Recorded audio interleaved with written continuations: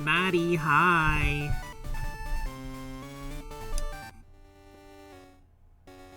You really be in here streaking first thing in stream. Good.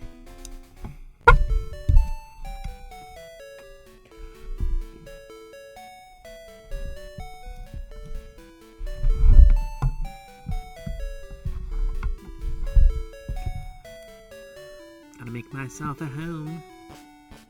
Ah, yeah. So we're back at home in the Johto region.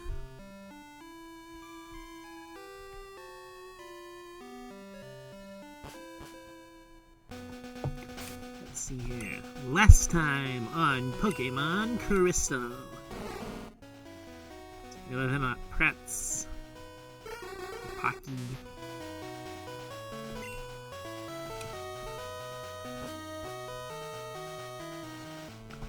For now, we'll go ahead and run for some berries. But how are you doing on this lovely Sunday evening, Maddie?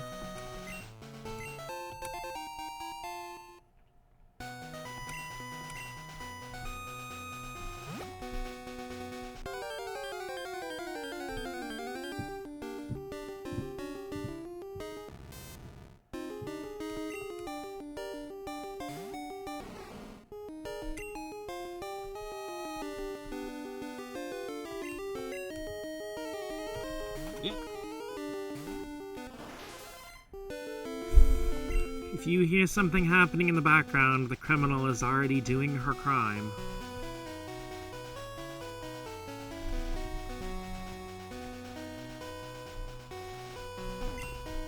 A little sleepy, doing better than I have the past few days, so that's good. Hey look, we got a mint berry, it can help you wake up.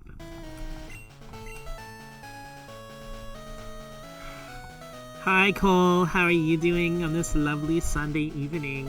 It took her like 2 minutes. She doesn't take long. Oh yeah, I was watching back the VOD of my stream from Friday, and I feel like I could hear my... I got headbutted in the face while I was talking. I feel like I could hear my controller over the mic. If you guys hear button clicky sounds, let me know.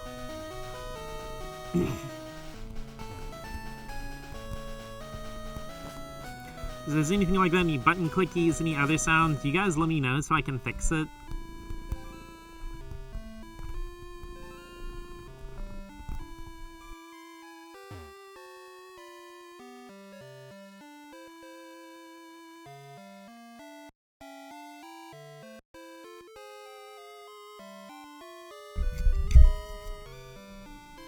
Being a little bit exhausted from card game stuff.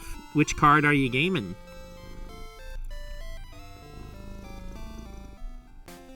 Pokemon, Magic, Digimon, One Piece, Yu-Gi-Oh, Cat in my face.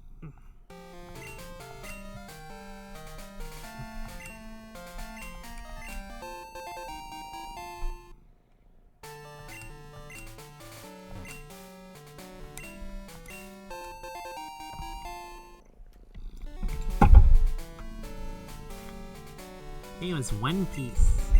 Putting your bones into play.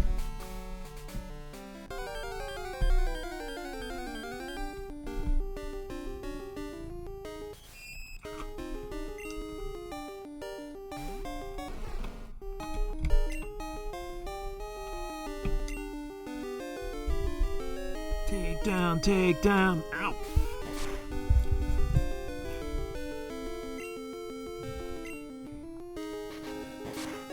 I keep getting smacked in the face. She's trying to push me back into the chair so she can sit on my lap.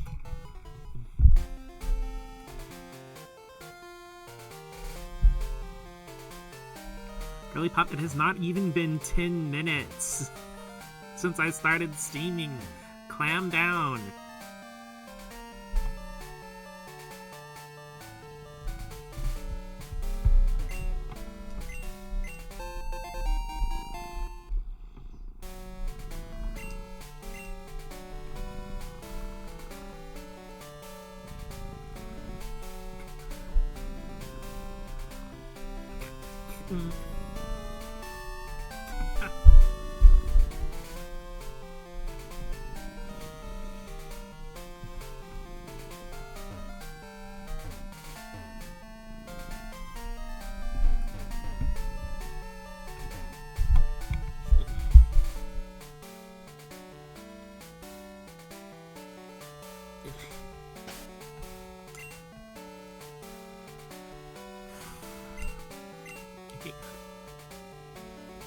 Are you gonna settle down and get comfortable, or are you just gonna continue being a spaz ball?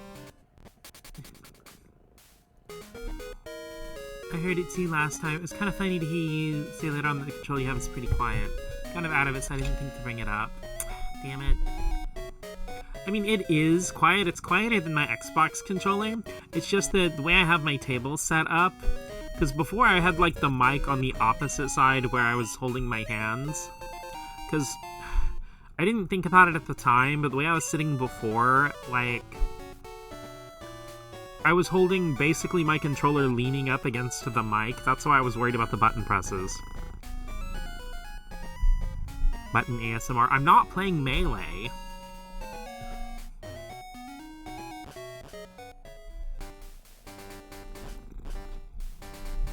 Ruining the analog sticks on 25-year-old controllers ASMR.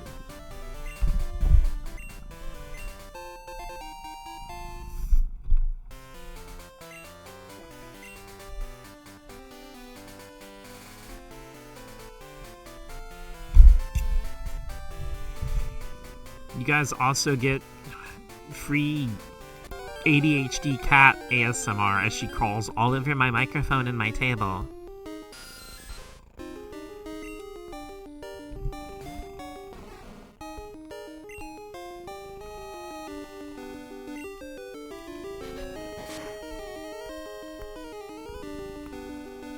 Why did I use Takedown on a level 4 Pokemon?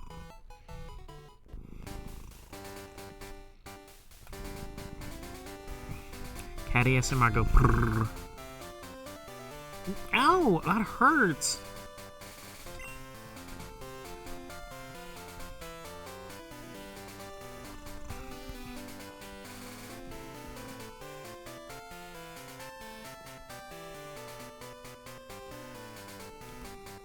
Can you please put the murder knives away while you're trying to snuggle?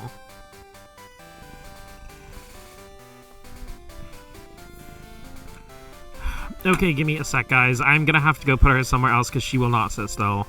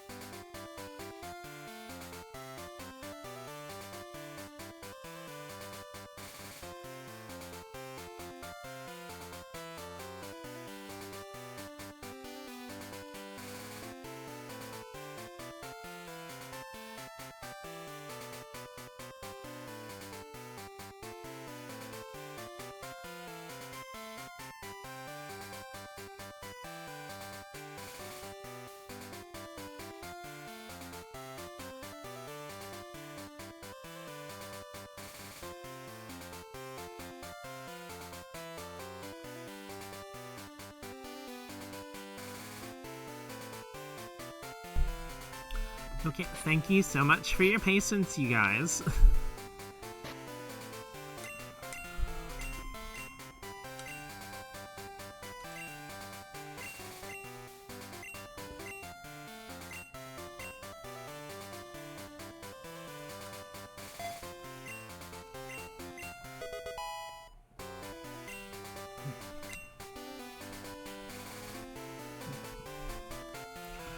I really don't like self-damaging moves on my Pokemon, so go ahead and teach Headbutt to, Kratz.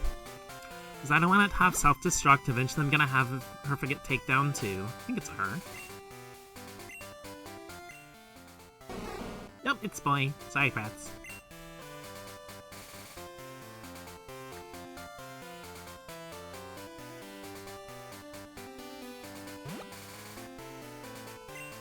But I know that, like, Fortress kind of basically invented the competitive singles Spikes Explode lead.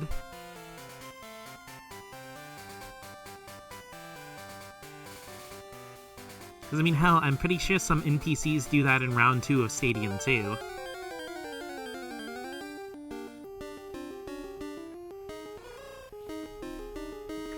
In general, I think spikes are just more useful, like, the longer a game goes on. Because Stadium 2's matches are mostly like 3v3, like you bring in your team of 6 and select 3.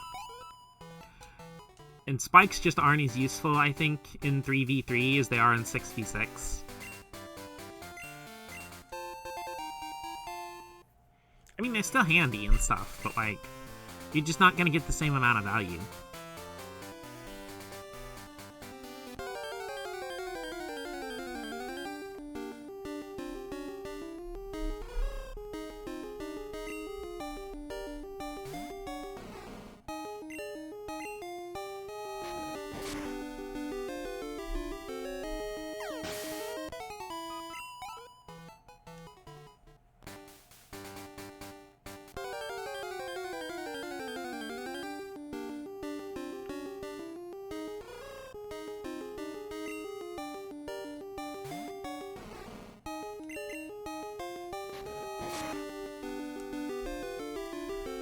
I don't know, like, Pineco/Fire Chest is one of those Pokemon I've never actually used on a playthrough before.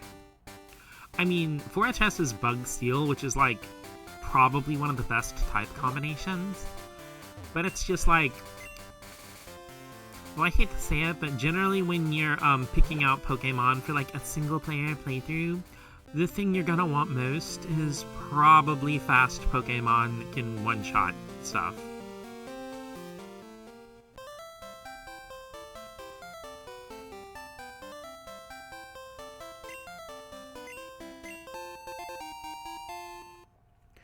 I feel like in general, people don't really go for tanky or support Pokemon in playthroughs because until you get to something like the Battle Frontier, something the game never really demands that you make. Like, you get a versatile team of different types, but a lot of times people don't really make single-player teams that have different roles, if you get what I mean.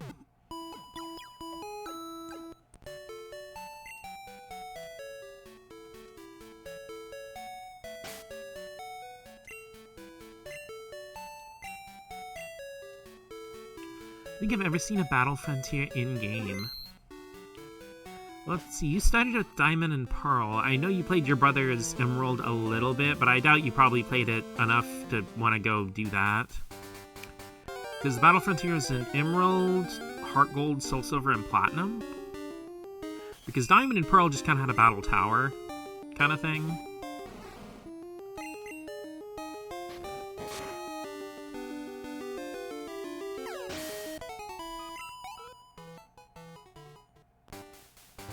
I don't know, Battle Frontier is one of those things I hear everybody talk about wanting back, but nobody ever seems to actually engage with.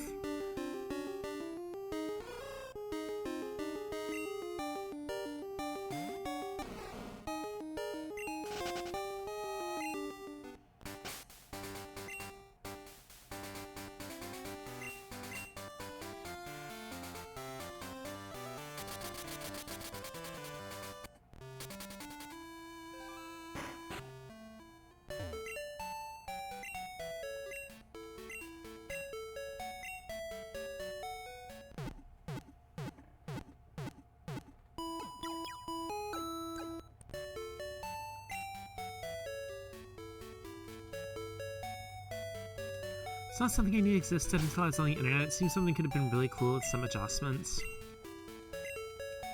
I mean, the Emerald one has some really cool stuff, I think. Like, I like the one where you can take, like, preset, like, pre-made Pokemon, and you can do, like...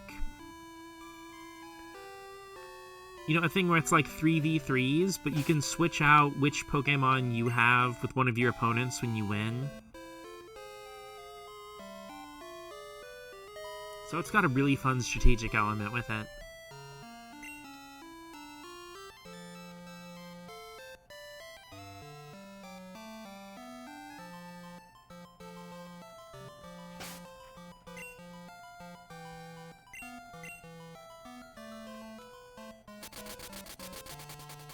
You know, I think when I played Friday, I forgot to grab Kurt's balls, so I gotta make sure I do that today. Only adjustments I can really have any word in making it more clear it exists.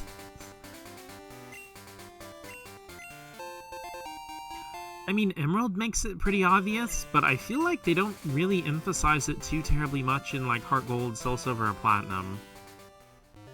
Because in Emerald, it's, like, integrated into a lot of the playthrough to the point where, like, Battle Frontier tints, replace the, almost all of the contest halls. I think the only contest hall in Emerald is the one in Lily Cove.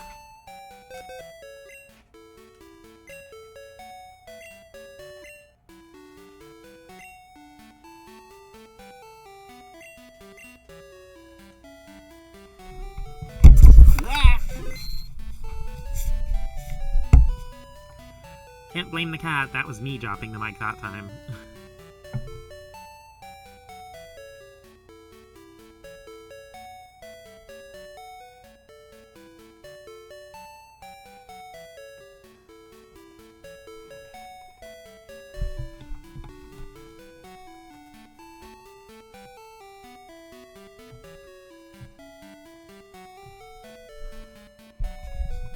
Only played a completed copy of Emerald when I was 4, so there was little hope there. I mostly have Gen 4 ones on the mind.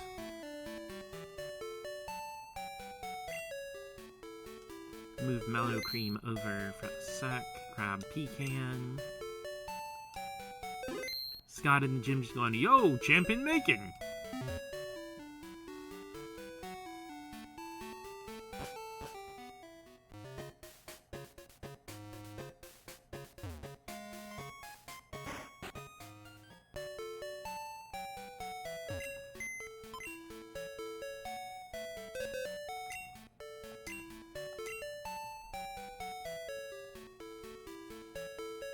The criminal returns.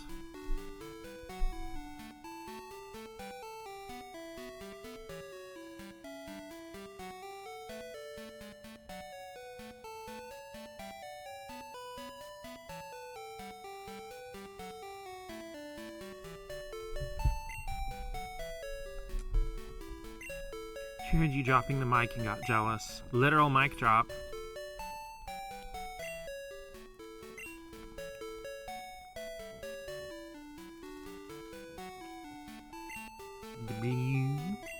The red.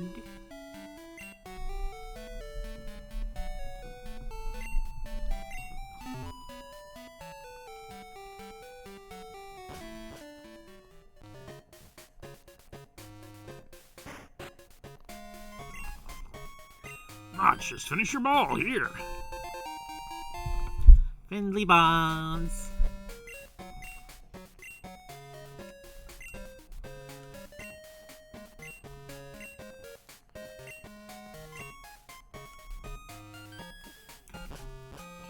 Fun quotation marks fact. In Crystal, Heart Gold, and Soul Silver, you can hand him a whole stack of a single apricorn and he'll make the amount of balls for the amount of apricorns you hand him. But, in Gold and Silver, Kurt can only make one single ball per day.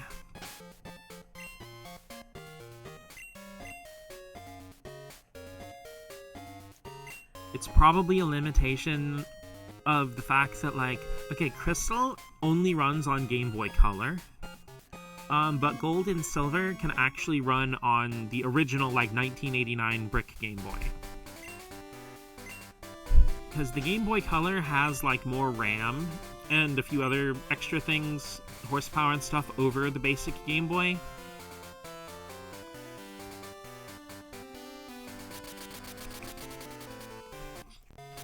So even though Gold and Silver are optimized for Game Boy Color, as far as, like, their palette goes, they still have to be able to run completely on an original Game Boy.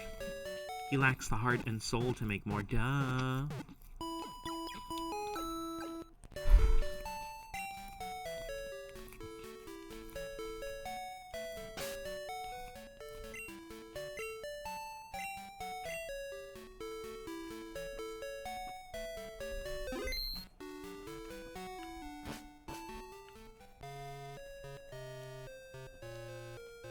Let's go and buy another headbutt TM while we're here.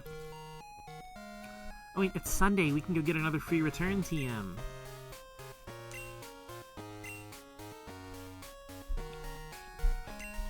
Five F.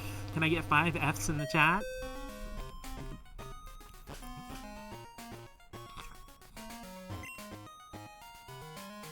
hello, your Pokemon. It's adorable. You should teach it a good TM move. Wait, that's right. We have to get a Pokemon that actually has, like...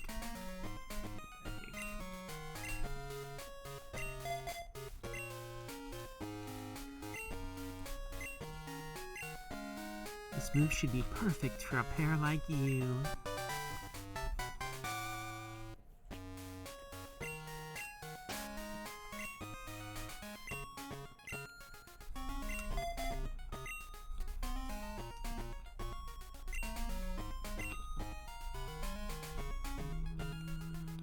Go ahead and buy 2 more headbutts.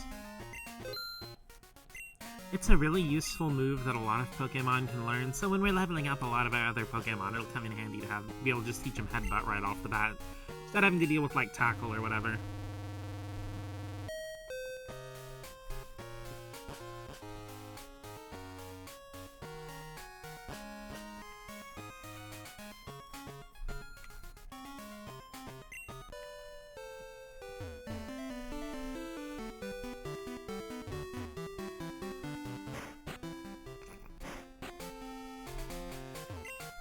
You know, a tiny detail I love about the 3DS versions of Pokemon Red, Blue, and Yellow, and Gold, Silver, and Crystal is, while pretty much every other Game Boy and NES game translates the buttons like 100% literally.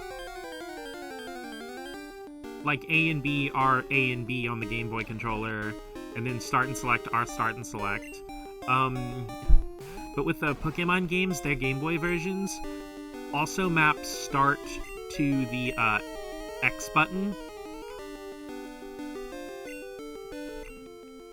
So, because, like, you know, with pretty much every Pokemon game from Diamond and Pearl onward, X opens the menu as it does in most RPGs.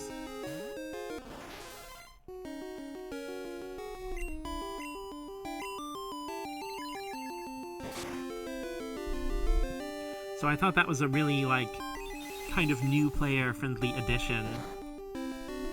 Because, you know, the Game Boy and Game Boy Color only have, like, A, B, Start, and Select.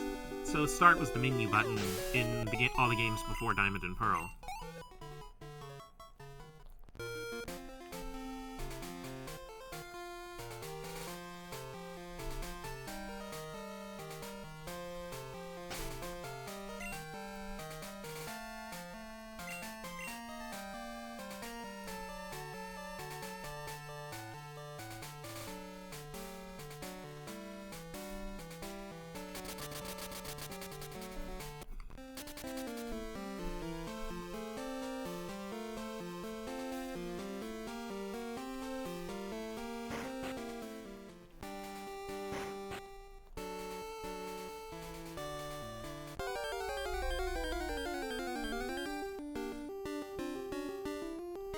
Though, interestingly, the 3DS versions of Red, Blue, Yellow, Gold, Silver, and Crystal actually did not have a lot of the Virtual Console functionality that other Game Boy games did on the 3DS.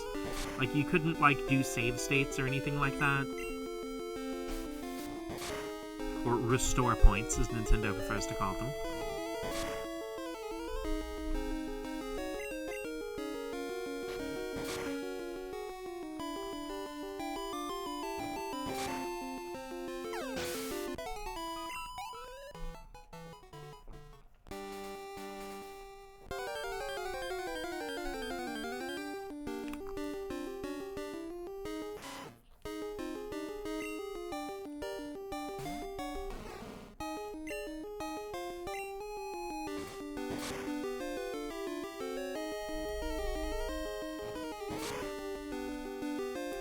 Okay, let's get Pretz out of here before he gets hyper-fanged again.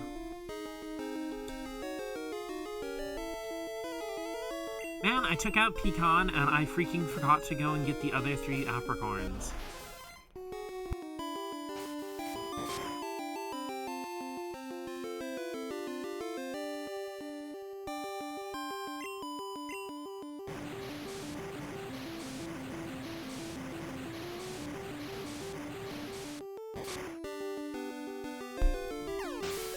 Sorry, I had to mute the mic for a sec to sneeze.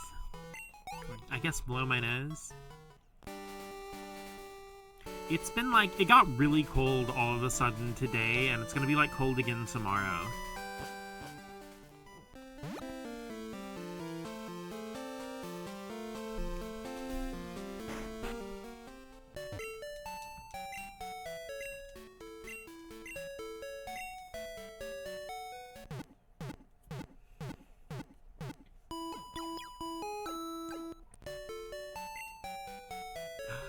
Guru, hi!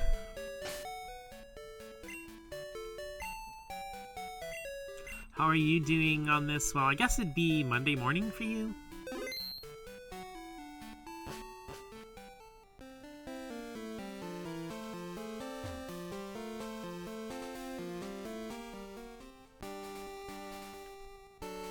Doing good. What you up to on this lovely Sunday/Monday? We're just doing our usual dex grinding. I'm a little eepy because I had to go to job, and I'm also kind of cold because it's cold. Gotta get art done. That's what I figured.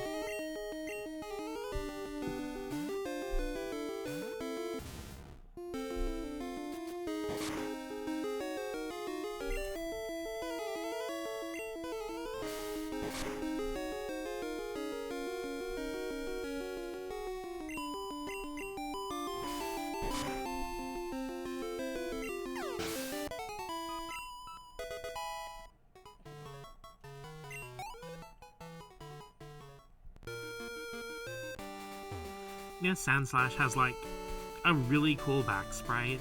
A lot of the back sprites in Gold, Silver, and Crystal are like really good.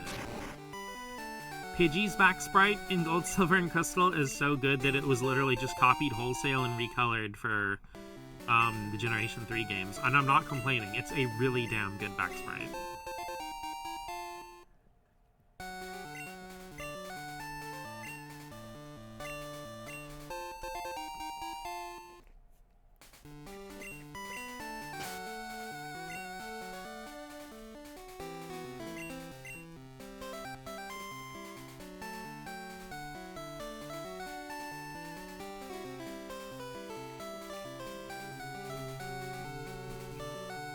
Yeah, let's go back to Monogamy Town.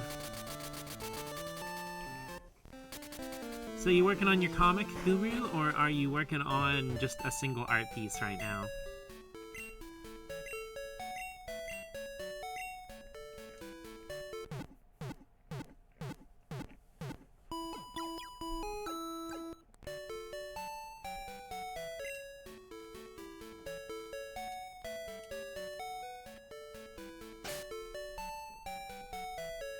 Warming up, but I really should switch to working on my comic. Warm-ups are a trap. See, doodling funny chibis in the margins is a warm-up. But what you're actually gonna do is you're gonna draw this one piece, not Monkey D. Luffy, but you're gonna draw this single piece of warm-up art. And then you're gonna be like, this came out better than I thought it was going to for a warm-up. I'll go ahead and line it. I don't think just lining it's giving me the vibe I want. I'll just put some flats on it and then we'll go to working on the comic. Okay, the flats look really good. Okay, one layer of shading will be fine. And then you've spent 6 hours doing your warm-up piece.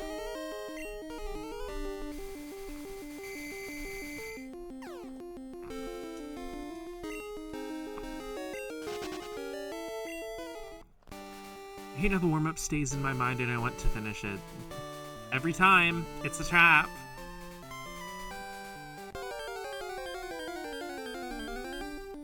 Maybe this is what the One Piece is.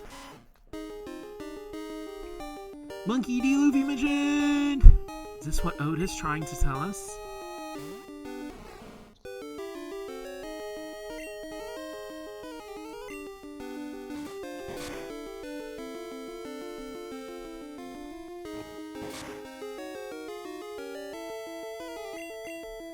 Oh, speaking of Luffy, there's actually, like, this is on my list of things I kind of want to stream. There's a really cool freaking action RPG on Wii called One Piece Unlimited Adventure. I actually managed to get it for a good price because it goes for a lot. Or it did. It may not anymore, but it did for a while. And hey, fun fact about One Piece Unlimited Adventure, Clyde Tomato Mandolin, most famous for doing the fan translation of Mother 3, it was one of his first jobs, was the localization for One Piece Unlimited Adventure.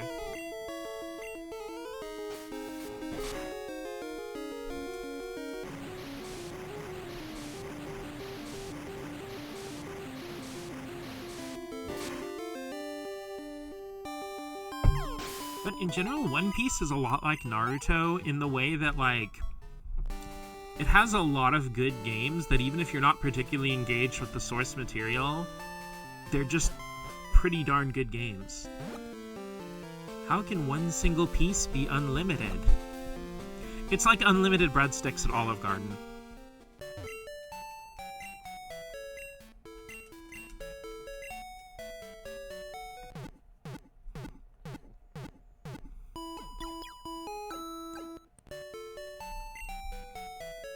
Lion's Mane ass concept. So the One Piece at Olive Garden? Hi, Jesus Freak. Welcome in. Thank you for dropping by my stream. I know you're in Hex's stream a whole lot. It's the first time you dropped by mine. How are you doing on this wonderful Sunday evening, Jesus Freak? Unlimited One Piece work. I kid you not, every single time I hear unlimited breadsticks, I literally think about like the unlimited Blade Works image with all the like swords phasing in from another dimension, except I think about like a bunch of freaking baguettes. Alright, nothing too crazy, just thought. I too once thought. That was a terrible idea, not doing that again. I've convinced my mom to watch one of the One Piece movies so she can see Aokiji based, honestly. Oh, shit, not my EXP share. Bring that back. Bring it back like you left something. Stop by and say howdy. Well, I'm glad you did. Also, I wanted to say thank you for the follow a couple days ago. Thank you for joining the Squeak Squad. So I'll do my whole thing. I know you know me from Hex's streams, but my name is Micaiah, aka Mott's the Gaming Mouse. We play RPGs, retro, indies, Metroidvanias, and a whole lot more. I love games modern, retro, and then some. Everything in between. So if you want to, you can pull up a controller, find a spot in front of the big old CRT TV, and we can enjoy our favorite games together.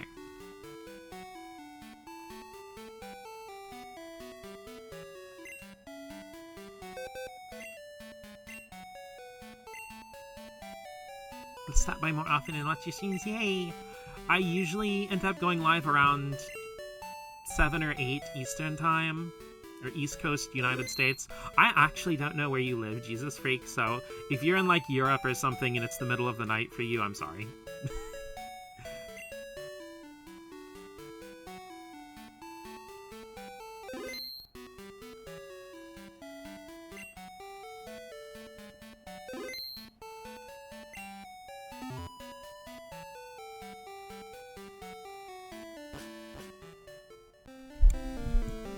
I actually used to stream earlier when I was like just doing work from home stuff full time, but all my independent contract work kind of dried up when things started getting exponentially more expensive and people couldn't afford stuff. So I have to work a regular lame 9-to-5 job.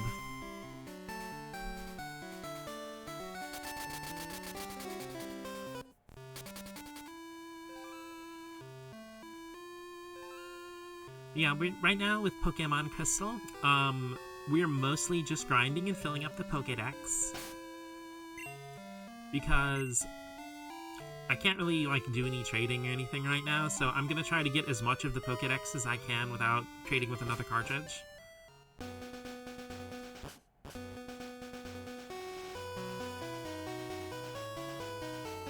And yes, there are quicker ways if all I want to do is increase the dex number, but I'm also having fun using all the different Pokemon games. That's why you refer to your job as job. I always wondered why when we first met. Yeah, because my actual career is like streaming and writing and voice acting and drawing comics. All the things I actually care about. But I still have to have a job to pay my bills right now.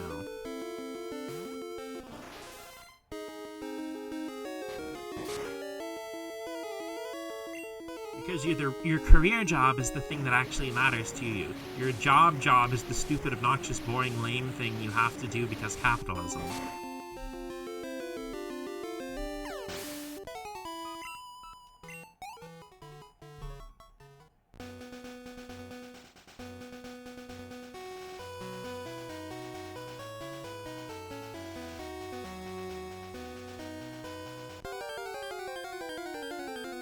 Actually realizing it now, I realized that the whole job thing is actually a leftover thing that my mom would usually say, because, like, you know, whatever other thing I was working, you know, my mom would say, like, I know it's not, she'd be like, I know that, you know, art is your job, but you still have to do a job.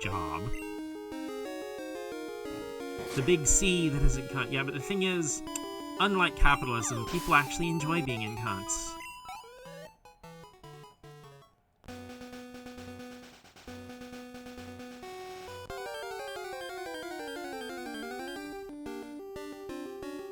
Also, Jesus Freak, I apologize. I realize this is your first time chatting. It has 18 plus up there for a reason. I have no filter.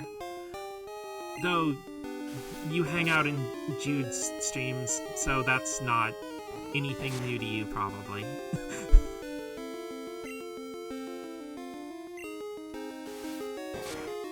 You can be cunty, but not cunt.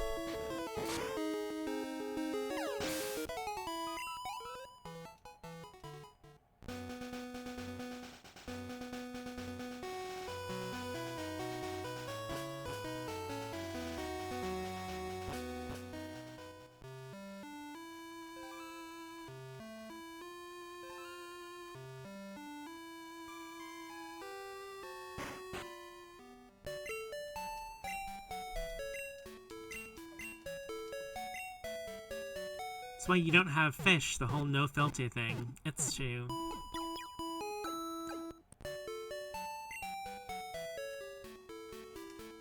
Curse you, Aqua Scum!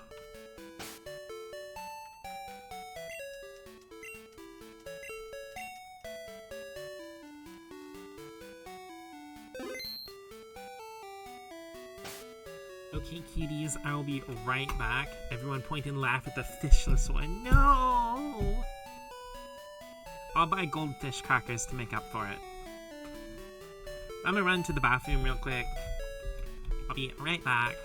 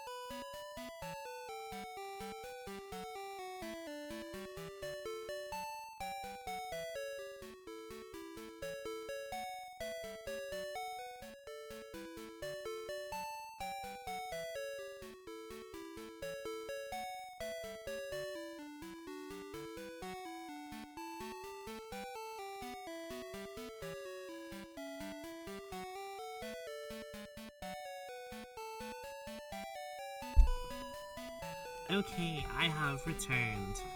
Also, going to the bathroom, I realized that my hands are really freaking cold. So I went and also got some hand gloves. My mom used to have they're kind of the hand gloves, like they leave your fingers open, but they cover like your knuckles and the back of your hands and stuff.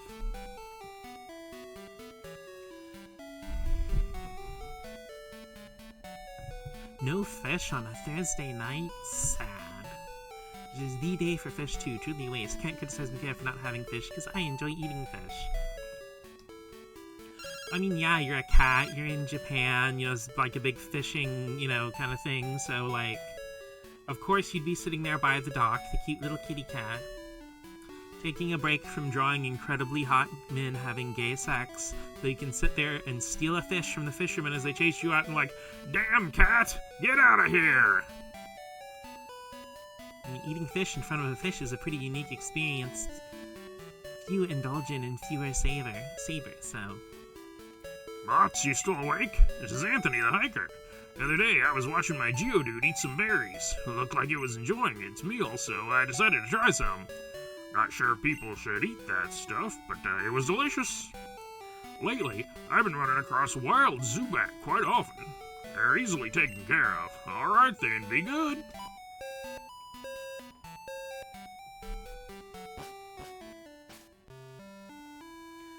In steak restaurants, there are pictures of cows as we eat their offspring. I mean, that's not as fucked up as the few restaurants that'll have, like... Well, I don't know if they're necessarily restaurants, but, they'll have, like, a cow eating a hamburger. Like, a cow sitting there like it's about to eat a hamburger or something, and I'm like... It's one of those things, if you think about it for more than 5 seconds, it's like... What the fuck?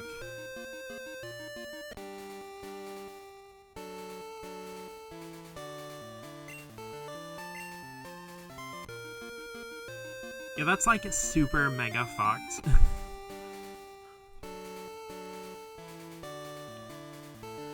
Then again, like, with the steak restaurants just having pictures of cows, I can actually excuse that, because I think there can be kind of a positive way to spin that. Not that we're eating their offspring, but rather, like, it's possibly a picture of one of the cows that you may be eating, but it's almost like paying honor to it, like paying homage, because nothing really lives without the sacrifice of something else. Whether it's food, water... And there are a lot of, like, like tribal Americans and stuff like that, that, like, the pre-white Americans, basically, people who actually lived here.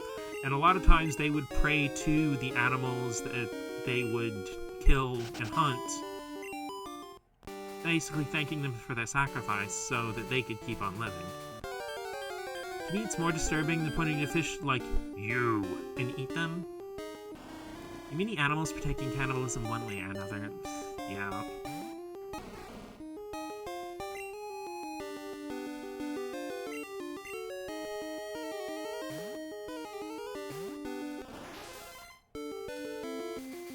I mean, personally, I've always found, like, lobster tanks at nice lobster restaurants to be a little fucky, because it's just like... you pick out an animal to go die. Then again, like, I'm not...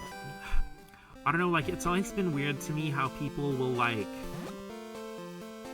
think of a living animal in the context of it being food. Like, I get it if it's already dead and being served to you, but, like... It's like when Grandpa told me, when you're hungry enough, you'd eat anything, and it always makes me question if he ate a person.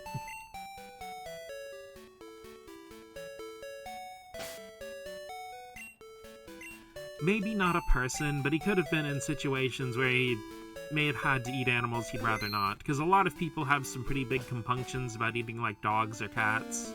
Or just other animals that have companionship with humans, but it's like... If you're desperate and need to survive...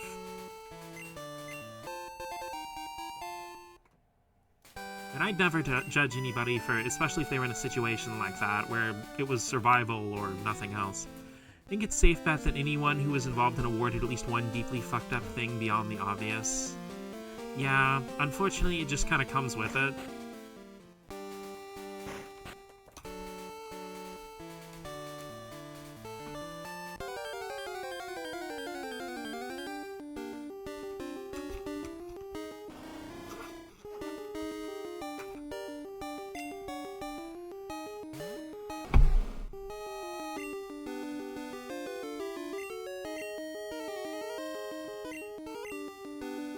the war in general is just one of those really fucked up things conceptually, because, like, it's like, here, I'm gonna send hundreds, thousands of people to go murder each other in dedicated murder spots because I'm very insecure about the size of my penis.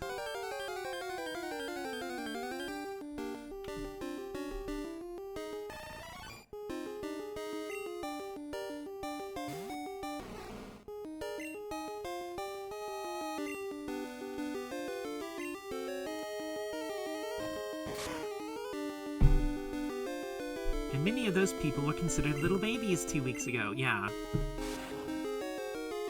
Fun random fact. I know Maddie would probably already know this, but in the United States, the legal age for drinking and now smoking are 21. But you can join the military at 18, so you can go die for your country, quotation marks. But if you survive, you can't go get a beer with the boys to celebrate.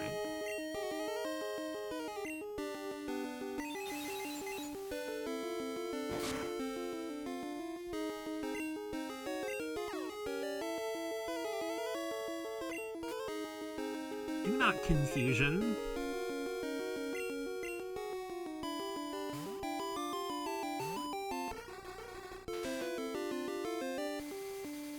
Oh my fucking god.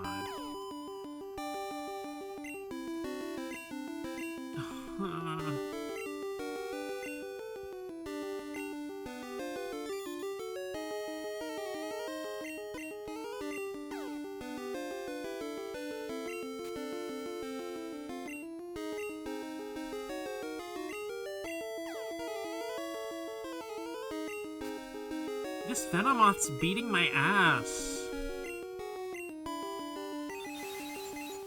Okay, one thing I've always noticed in Pokemon games,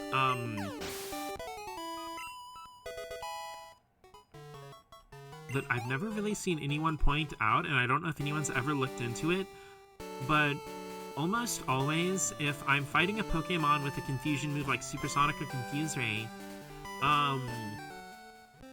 and my Pokemon's already confused, like they use, like that Venomoth just did, where it'll use, like, Supersonic on my Pokemon that's already confused, I would almost always snap out of the confusion that turn that it used, like, Supersonic on me when I was already confused.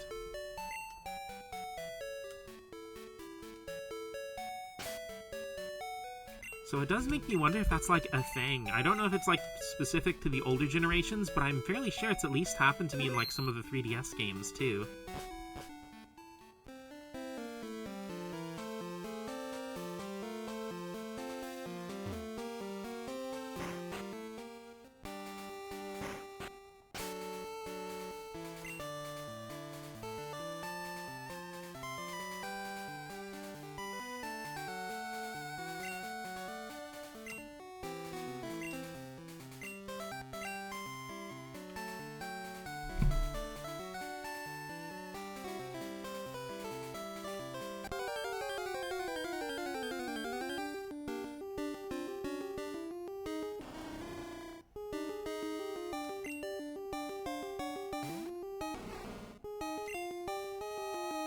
Hi, Rain. How are you doing on this lovely Sunday evening? We're doing some more crystal grinding, filling up of that dex.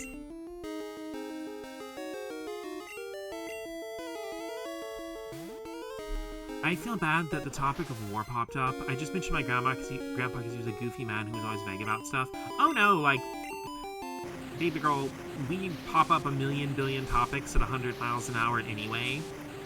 And as I've mentioned, I have no filter and I have no compunctions about discussing serious stuff and then snapping right back to talking about video games and anime and dick veins.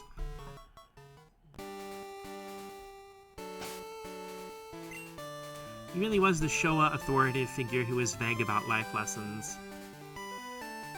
I apologize, and I don't mean anything bad toward anyone, but I am far too neurodivergent to, understand anything vague lessons. Mostly gonna lurk for a bit and not have energy from work. I understand. Trust me, I very much understand that one.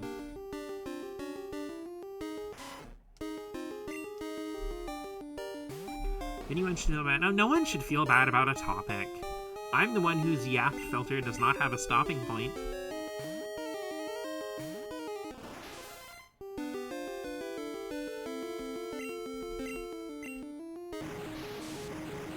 For sure, it took me a lifetime to figure out what Missy was going on about.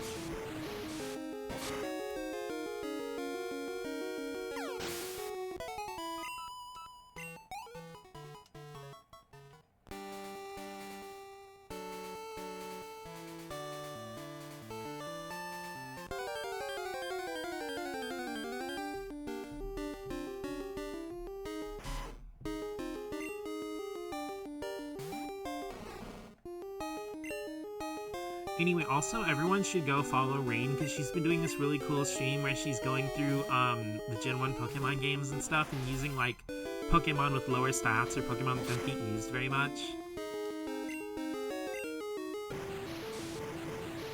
Which, honestly, really has me wanting to do a run-through of Red, Blue, or Yellow. Or all of them. Every Pokemon game ever. Hi, Seathit, how are you doing on this lovely Sunday evening?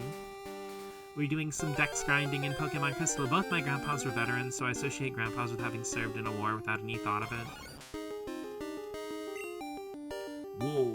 What is it good for? Absolutely nothing. How dare you shout me out and be kind?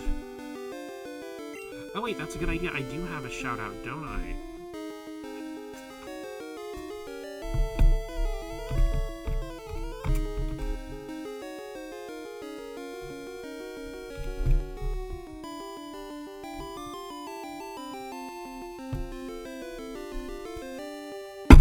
Everybody go follow Rainy Days, as the lovely Scarletta Sin would say. If that heart is hollow, drop a follow.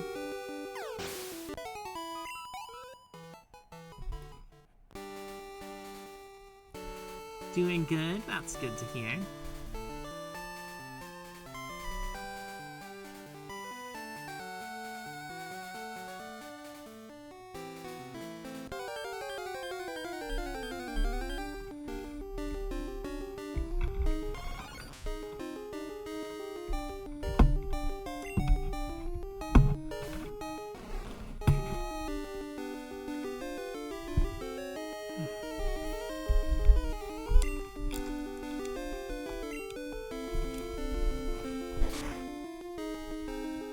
Imagine just walking around and getting headbutted by a pine cone.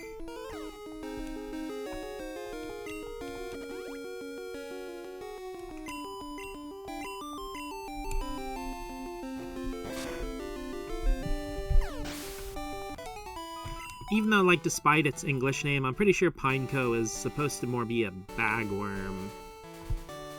It just looks pinecone-y.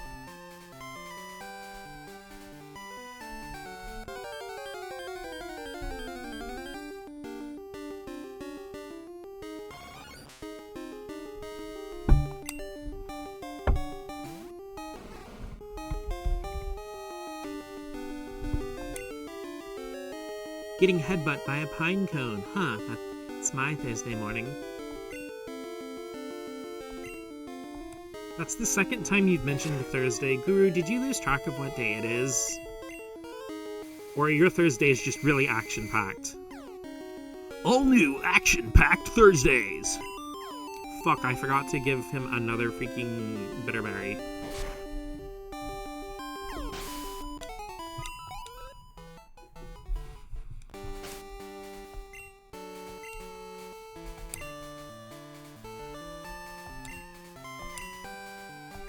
Look, I have these like 70 or something of each berry. And I'm actually using them. Look guys, I'm using the items in my inventory. Praise me, give little mouse head pats. Give me a cheese. And another cheese. Give me more cheese. Every cheese. All the cheese. I want cheese. Let's Wednesday for us, Kea. Do you not remember time zones? Or Maddie, please do not gaslight me. I have a hard enough time keeping up with what day it is. Thursday is fresh on the mind for some reason. Okay. Everybody get your 10 cheese. Yay, cheese. Get your sugar-free, caffeine-free beverage of choice. I have my water tumbler. And take a nice long sippy, or rain will find you.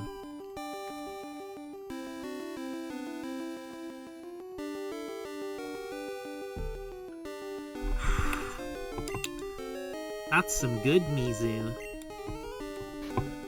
Gaslighting isn't a thing, you sound nuts.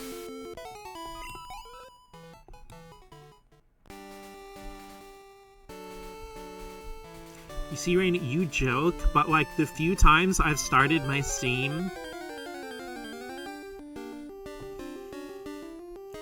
that I didn't remember my water tumbler, I would literally, even if you weren't here, I'd be like, I better go make my ice water real quick, because Rain will find out if I'm not properly hydrated.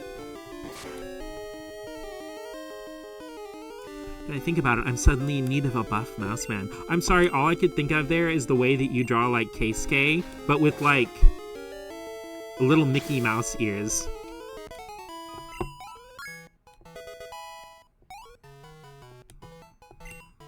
Rapid spin!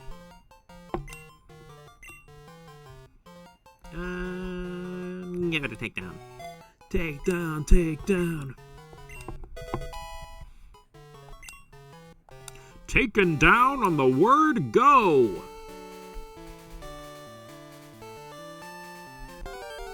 It's a one-hit wonder. Rain can sense undrink water. It's one of her powers. I mean, her name's literally Rain.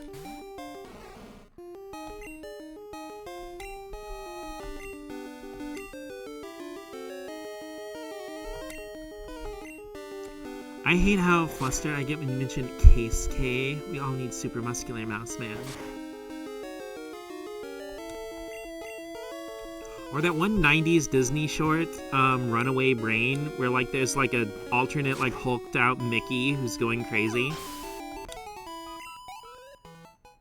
Rain looks at your pee like, dehydrated piss.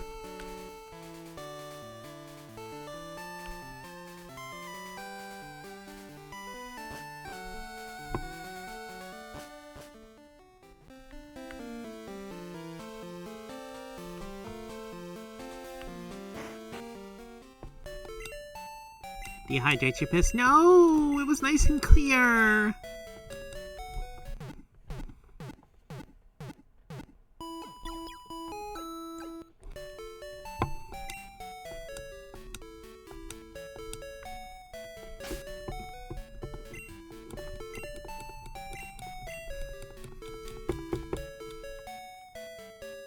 I can't breathe.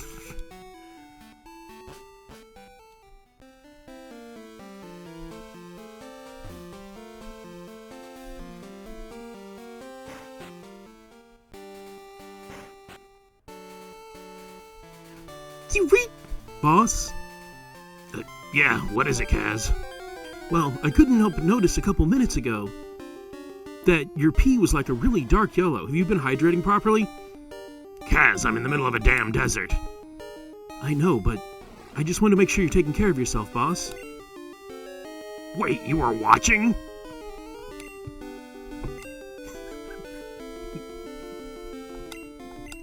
I'm so sorry, Guru.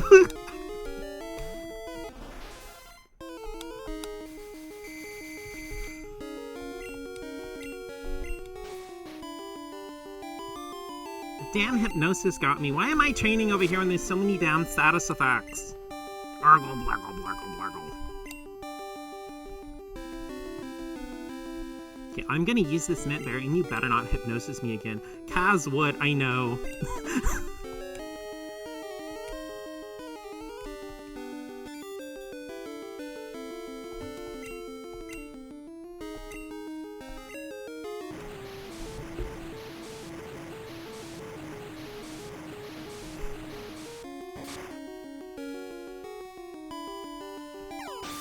Because me and my mom used to play Peace Walker on PSP together in co-op. And the thing is, she would take her PSP to work with her because she was a teacher. And before class, she would like grind out the little repeatable missions. And she had her base like maxed out, like before being halfway through the game.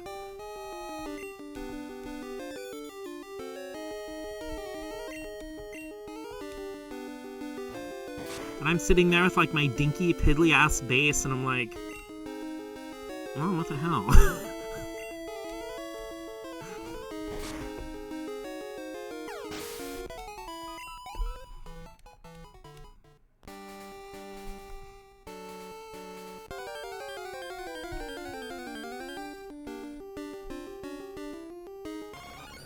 We never did finish Peace Walker because eventually, like, with the later missions, Mom really got bad hand cramps because, you have to, like, she's just based like that. Actually, though, but she would get hand cramps because with the PSP, it only has one analog stick, and she didn't like the buttons being the camera, so she put the camera on the D-pad, but then she'd have to, like, walk with the stick and then do the freaking claw to aim with the D-pad for the third-person shooting. And because with the PlayStation 3 version of the Metal Gear Solid HD collection, one that came with the Peace Walker, you could actually transfer your PSP save data to the PS3 version, and she wanted to do that, but it's just another one of those things we never got around to.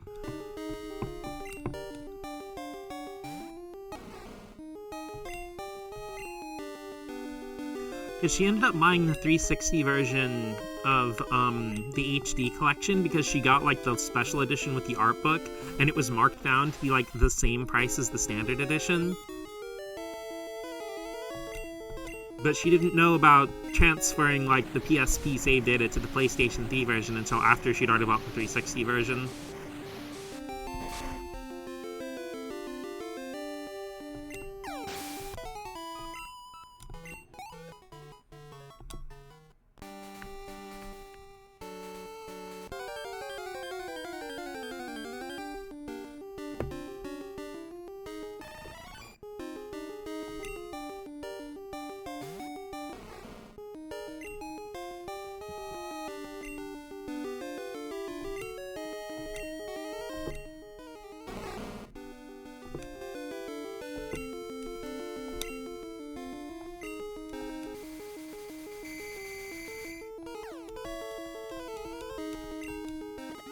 It's trying to supersonic me, get hosed.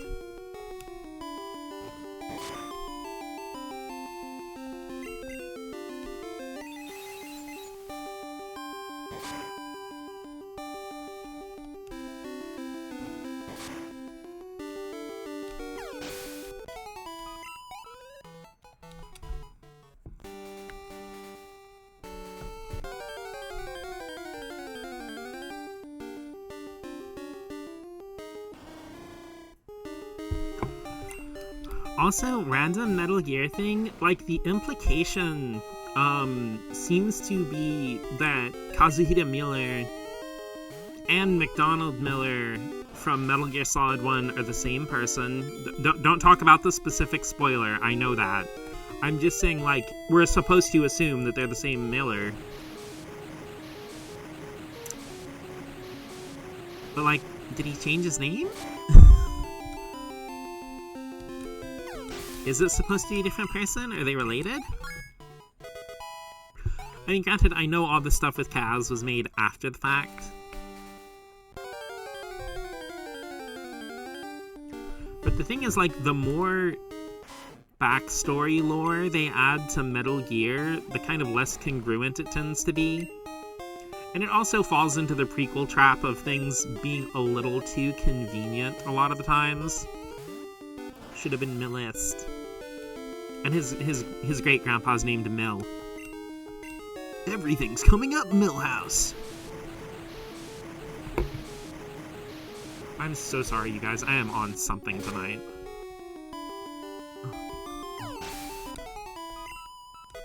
Actually, I'm not sorry. This is literally what you signed up for.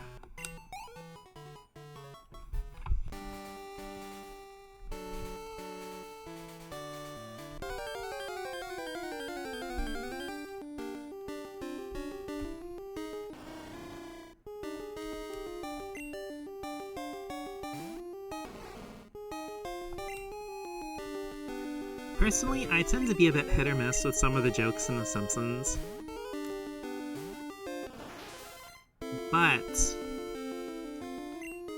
I think my all-time favorite joke of anything I've ever seen, and it's video game related, so of course I'd love this, was they had Milhouse making his account for like playing online for playing a fighting game. And so he decides to go with the screen name Thrill House. However, while that does fit in the character limit, the on-screen character limit cuts off part of his name. So to all of his opponents, it shows his name as Thrillho. I came here for the giggles. Well, I hope I can provide them. Remember being mailed a contract in 2014 about this.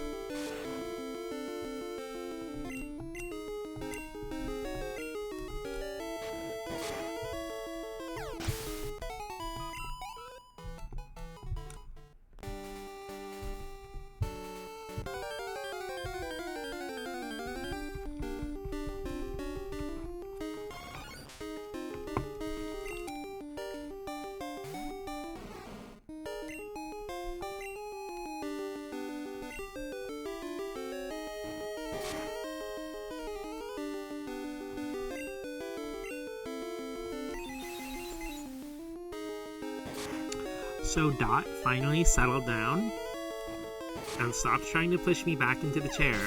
She is now taking up 70% of the chair with her little cat body, and I am literally on the edge of my seat right now. Admission covers the whole seat, but you'll only need the edge.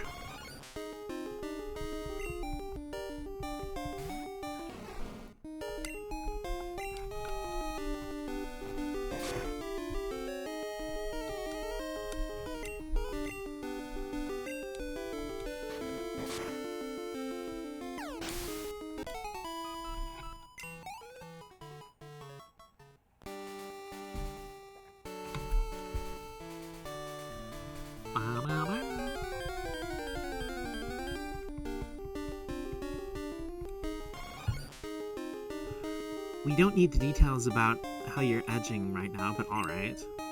It's like the game Catherine. It's all about that edge.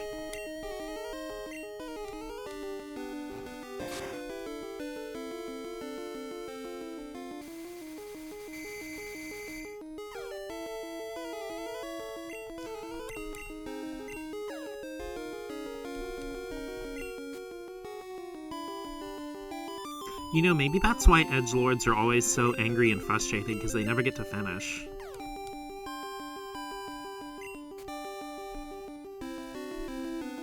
It's like the living embodiment of having that, one vein in your forehead always, like, pumped out. Also, I feel like not a lot of people get the correlation that the, like, anime anger symbol that appears over characters' heads is supposed to be a forehead vein. Even though it will appear, like, on their hair or floating above them. Where are all the edge ladies, for real? In Fire Emblem.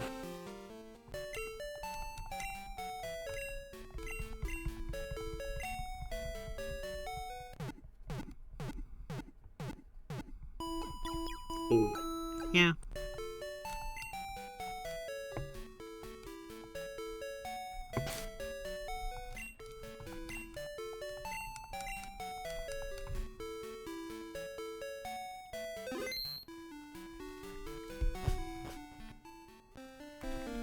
In the next Smash game, I want them to add at least one character from the Tales series. I think Lloyd from Tales of Symphonia would be the top choice because Symphonia is so closely associated with Nintendo. Though I would also love Yuri from Tales of Vesperia. Either way, it's mostly because I just really want to see more people bitch about another anime sword fighter being added in. Throw Isaac from Golden Sun in there too.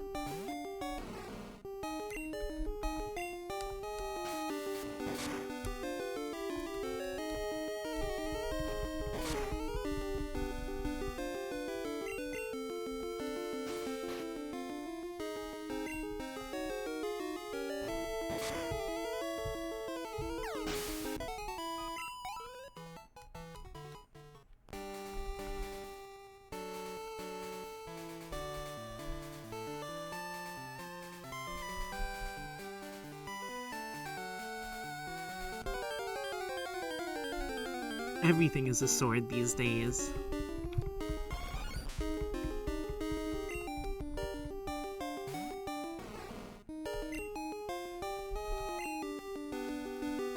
Well, except for plowshares. I do love my single mana creature removal.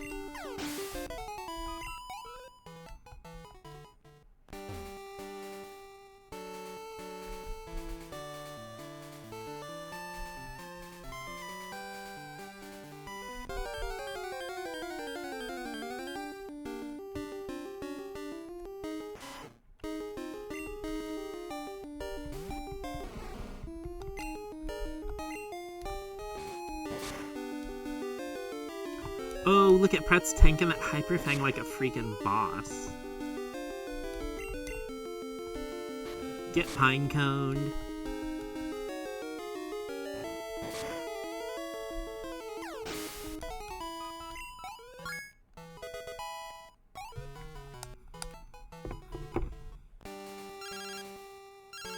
Hi, Wade. Good evening, Mots. It's me, Wade. Are you awake? I found all kinds of berries. If you want, I'll share some with you. I'll be waiting on Route 31.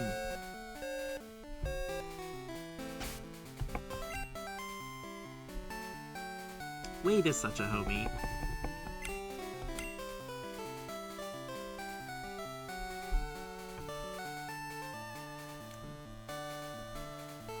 Did want to look up on Cerebi real quick.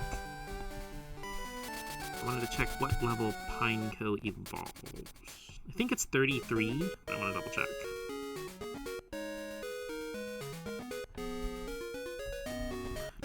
Plume, Jump Up, Apom, Sunburn, Orion, Mawoop, the Quack, Sire, Espion, Umbreon, Murkros, Loking, Mischievous, Unknown, Wobbuffet, Girafarig, Pineco. Oh dude, Pineco's shiny looks sick as hell in Gold Silver Crystal. 31. Okay, I was only off by a little bit. Hop. Level 67. This isn't Unova. Oh hey, let's do my TCG pulls. Look at the berries I found. It's for you. A Purrs Kira Berry. Hell yeah, I love Kira and Purrs. You'll hear from me as soon as I find anything that you might like.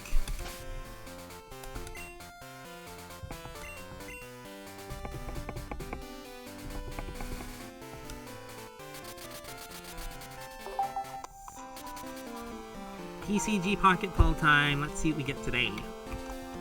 I actually got a full art Professor Oak's research this morning, which is like crazy. They reinstated Deluxe Pack EX for a little bit. I think about 2 weeks. So let's go ahead and pop open a pack of Deluxe Pack EX while it's here and see what we get.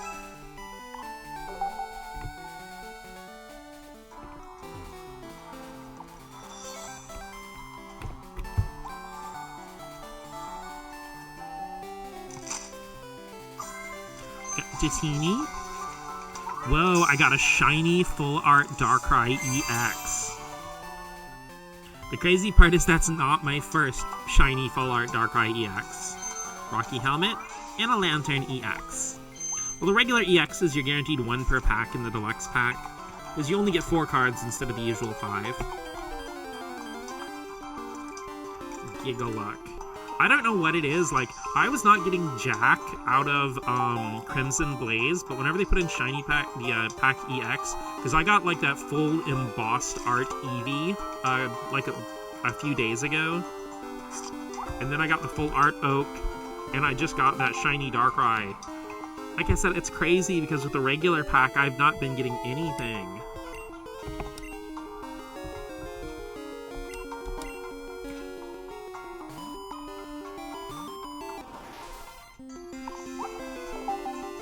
Go ahead and do my free Wonder Pick, because they're doing a little promotion of Baneri and Heliolisk.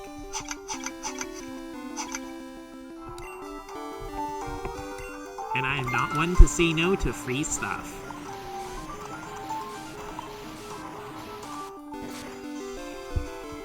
Let's see if there are any other homies I want to Wonder Pick from.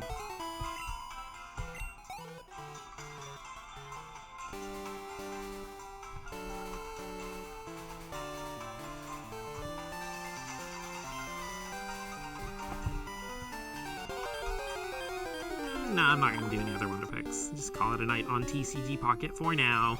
I need to do the freaking,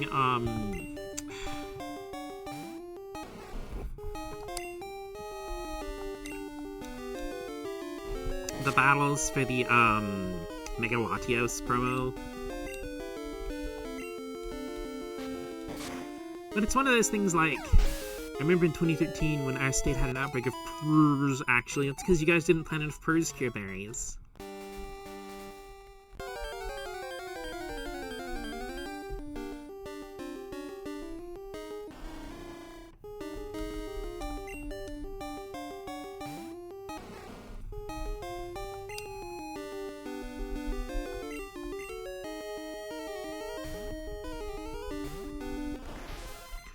But yeah, it's just like, I still enjoy TCG Pocket, and I used to really dig playing it competitively and stuff, but it's just like, I just don't really have the drive to get in there and play like the competitive ranked that much anymore. It's just because like I'd rather be using that time to stream or do other stuff, or like, because at work I can never really stay focused on one thing long enough to where I can just casually pull out my phone and play a couple matches or something.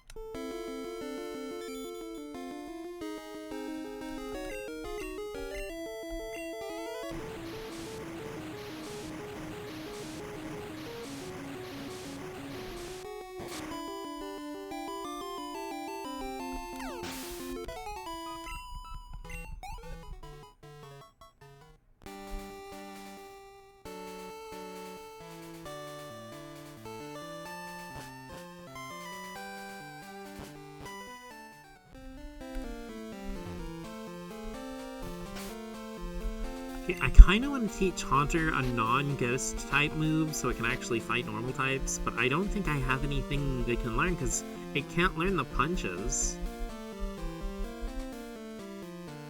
I only get 1 Giga Drain TM, I don't want to use that.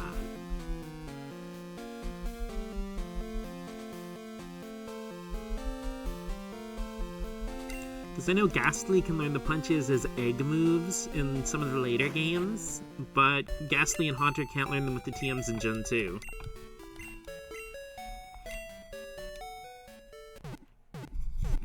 It's one of those weird things, like, in Red and Blue specifically, only bird Pokemon can learn Fly. As early as Yellow, they changed it, because in Yellow, Dragonite and Charizard can also learn Fly. But in Red and Blue, it is only birds. Subscribe to my Only Birds.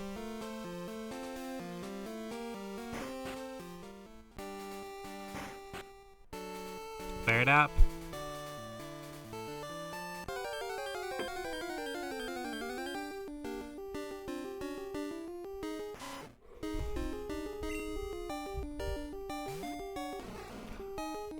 Only Birds is the one website where you can look at tits and cock, and it's still safe for work.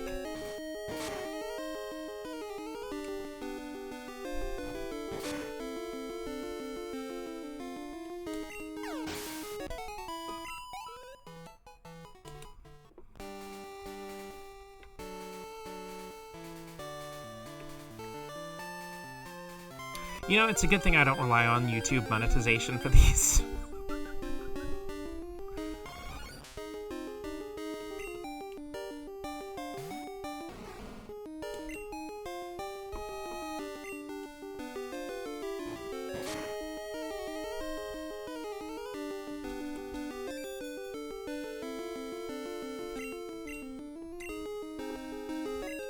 Hey, you know, okay, we were talking about earlier with hydration stuff. Maybe that's why games from the PlayStation 3 and 360 era had, like, the dark yellow filter, but that went away with, like, the PS4 and Xbox One and stuff. Maybe the game consoles are finally adequately hydrated. Simply being queer is already a death sentence for that.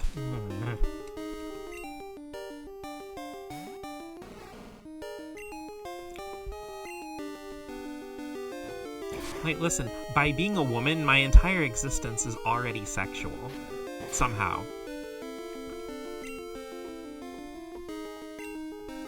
And then being a woman with a penis, that's like, oh, now my entire existence is a fetish.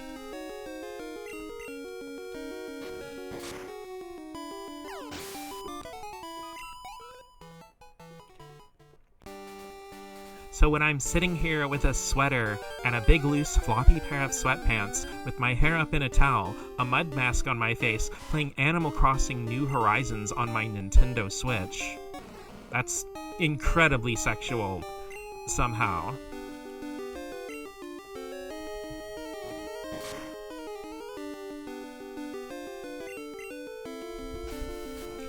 Then men will be offended that sexy man art because suddenly they're sexualized. It always reminds me of this quote. I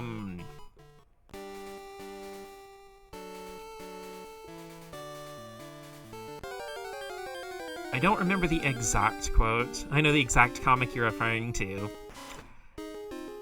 I figured you would.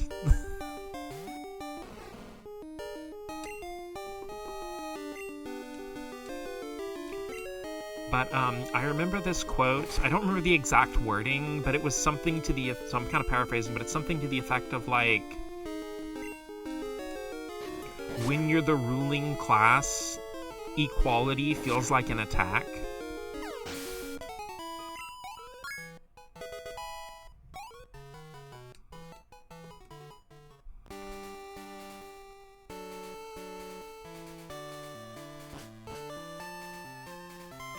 I'm very much of the mind that I think everybody should be sexy. Men love to thrust their sexual desires onto women and loathe when women do that to them. It's so fun.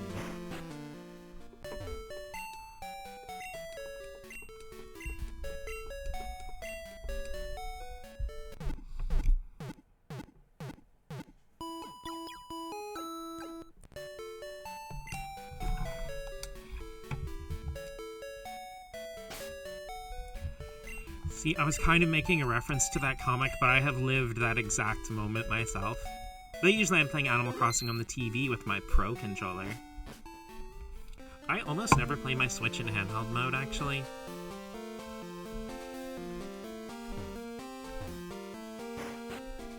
I don't know. I hate when women are like, yeah, it's gross when men are being sexualized. Like, why are you siding with them?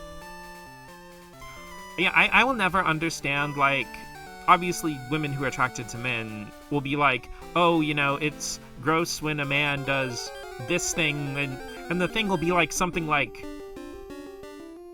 crying at a movie or when they're depressed, or, you know, it'll give them the ick when a man's like puts on chapstick or something, and I'm like, don't fucking punish the behaviors you want to see.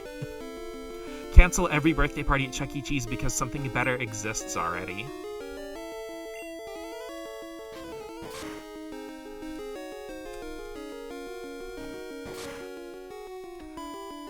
Well, that, and there's just this whole thing, and this drives me up the wall, because it's not just with, like, the sexualization stuff, but with so many things, is like, I fucking am so sick of the mentality that everything's a zero-sum game. I don't know why chapstick is considered weird. It doesn't make any sense to me, because, like, the same kind of women were, like, saying it icks them out when men use lotion, and I'm like, bitch, I don't want freaking razor blade hands scraping my titty.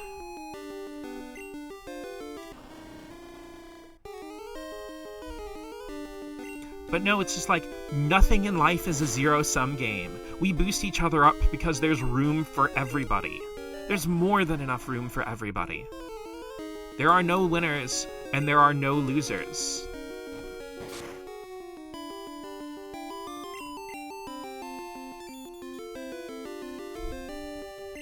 We're all just out here, trying to be.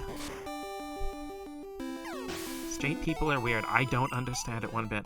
My mom laughs when men on TV cries or express any sensitivity. Don't understand hating was it objectively a good thing to exist. It's because the entire world over, people get brainwashed into... Usually it's the opposite gender, but sometimes it'll be like whatever gender you're attracted to. But people get brainwashed into not looking at them as people. Because here's the thing with men and women. I'm someone who's kind of been both. You know what the difference between them is? Nothing. They're just people. There are no fundamental differences aside from just regular body and hormone stuff. Full honesty, I laugh at Keisuke crying on the ground when he crashed his car, but at the most being weird white pants on concrete. Well, I mean, like, that's also a fictional character. No offense to your Blorbos. Oh.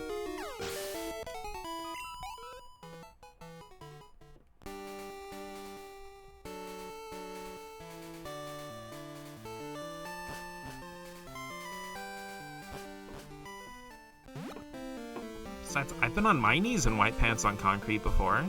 I don't see the problem. It washes out.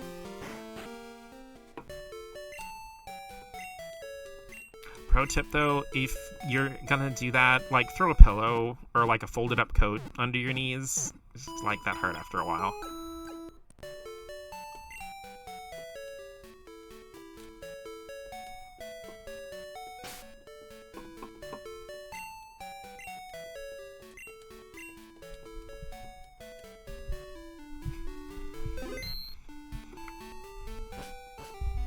I can't help but imagine he gets up, there's just like a gray-black smear on his ass. Oh, I was thinking of him like crumpled forward in the like oars pose. I wasn't thinking he was like on sitting down. Yeah.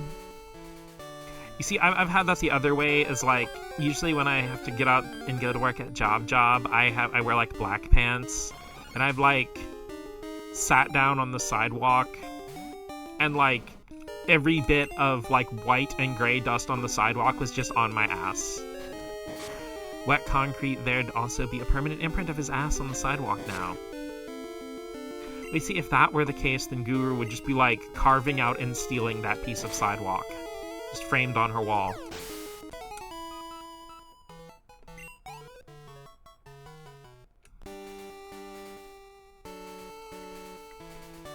Only time when laughing at a man crying is when he's wearing white pants, according to my logic. Looks at a man's pants. Why are you white? Eats out of it like a bowl. Ass bowl. Maddie, I think you may have invented a product line. Don't expose me. Girly pop. We're a little late. That train has sailed.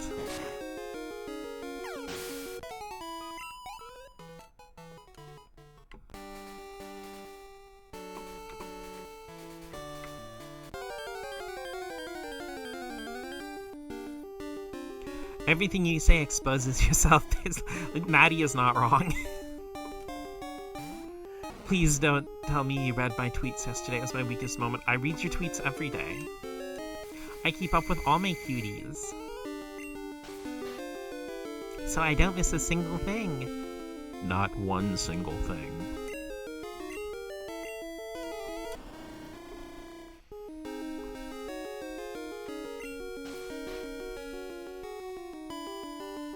I really have to stop checking Blue Sky at work, though, because... well, not every account I follow is safe for work. And almost nothing that Kubi retweets is safe for work.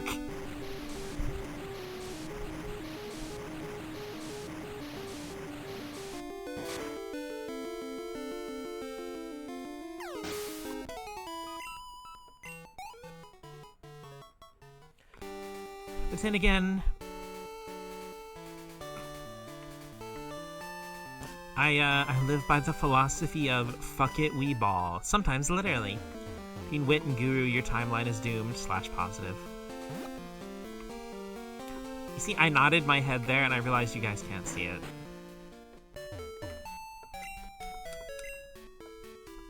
But consider the head nodded. consider the head.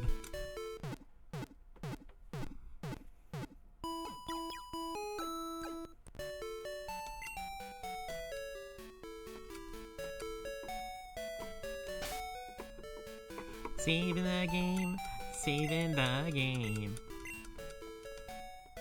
You know, I definitely have my criticisms of the, Sinnoh games. You aren't exempt from that either with the thing you post sometime. Tee.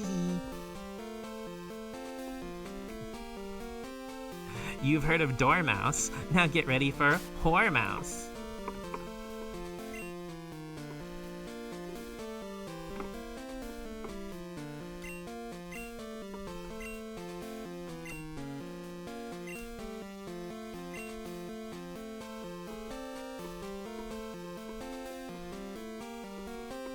Heard of that for a decade. Fair enough.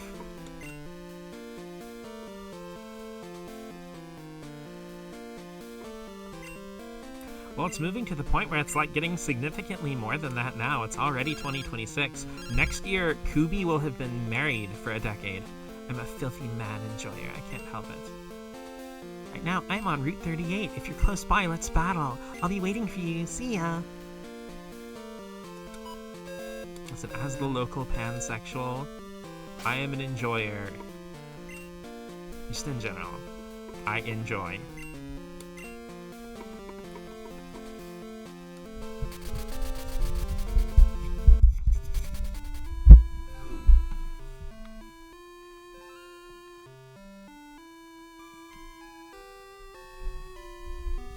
The world is a world full of many things, but it's also the world that I exist in. Thus, those things must be made for me. Someone who is also predominantly attracted to men. Freaking guy-kissing man-likers over here.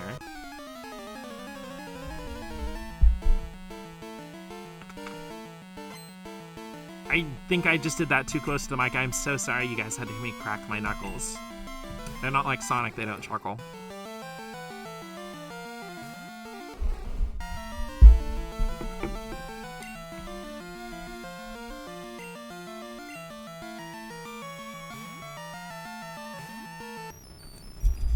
If men were like fictional men, things would be better for everyone.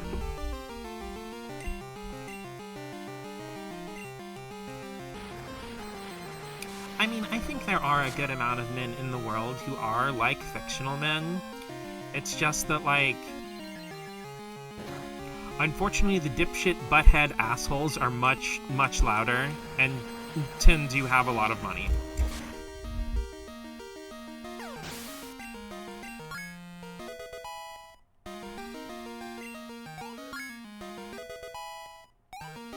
Yay, Musketeers at level 60, let's go!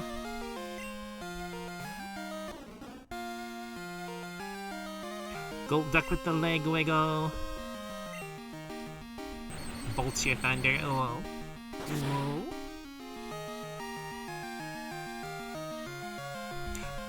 Get hosed.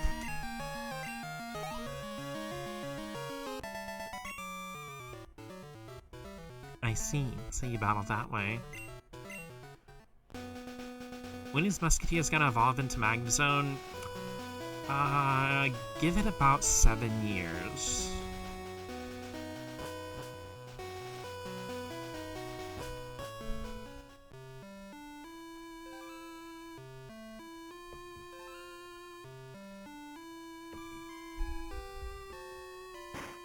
Speaking of, what were you gonna say about your thoughts on Gen 4? Oh, I say, as much as I criticize the Sinnoh games, I absolutely love opening the badge case and polishing up the badges and making them all sparkly. It's a little annoying in Brilliant Diamond and Shining Pearl, though. There is no way to polish the badges when you're playing in, like TV mode on the Switch. You actually have to undock the Switch and use the touchscreen. Which is weird, because, like, with stuff like the Poketch and stuff in Brilliant Diamond and Shining Pearl, like, the Poketch, they actually have, like, controls, and you can manipulate it with the right stick and stuff like that, and, like the ZR button. But specifically with the badges. Though honestly, I feel like with some of the Pokemon games, like the Let's Go games and stuff like that, they just assume you're going to be playing it in handheld most of the time because it's Pokemon. It's kind of the thing though, like with Generations 1 through 3, I probably played them on the TV as much, if not more, than I ever played them in handheld. I mean, part of that was a little bit because of necessity, because the Game Boy Color, and the first model of the GBA all took AA batteries, and rechargeable AA's weren't really available very prominently in the 90s, early 2000s. The scrubby noises sit on the same level as a lot of Gen 3s. Those are really good scrubby noises. Very much so.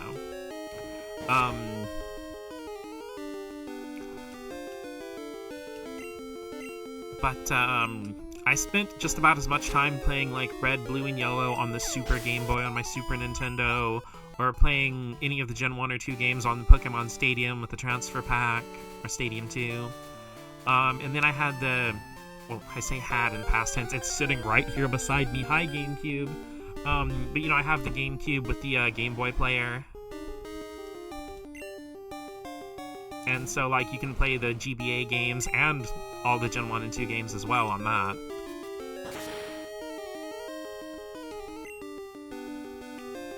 So, like, playing Pokemon on the TV and then popping it out and playing it maybe somewhere else in the house or somewhere on the go on, like, a Game Boy was just the norm for me. I was always so irritated that they never released anything that officially let you play DS or 3DS games on the TV with a controller. I mean, the DS could connect to the Wii wirelessly, so I never understood why there wasn't just like a, I don't know, some kind of app on the Wii Shop channel you could download and just play your DS game on the TV. You know, like split the screens and let you use the Wii remote's pointer or something. Or hell, just let me hook it up and use the DS as a controller like the PSP does with its AV cables.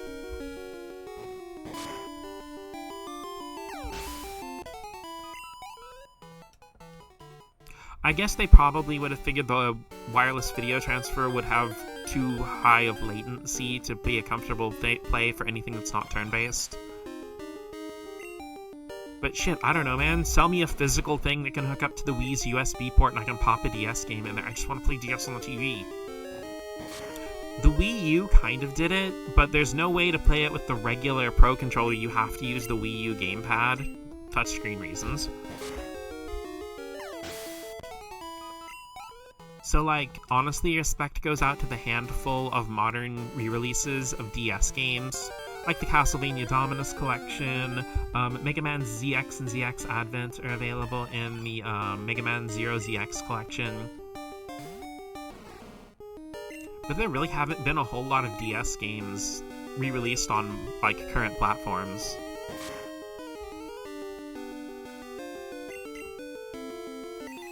I kind of understand it. Like, some DS games, like the Mega Man Zero and ZX games, pretty much are all played with normal button controls. And, you know, a DS pretty much has a modern controller layout with the way the 4 face buttons are set up. And like the Castlevania games on DS are also predominantly just played with the buttons. Because I know Dawn of Sorrow had the little, it has like the little blue blocks you have to break with the stylus and stuff like that. But, like with Portrait of Ruin and Order of Ecclesia, those don't really use the touchscreen at all for anything like that. And I think the only reason Dawn of Sorrow really did,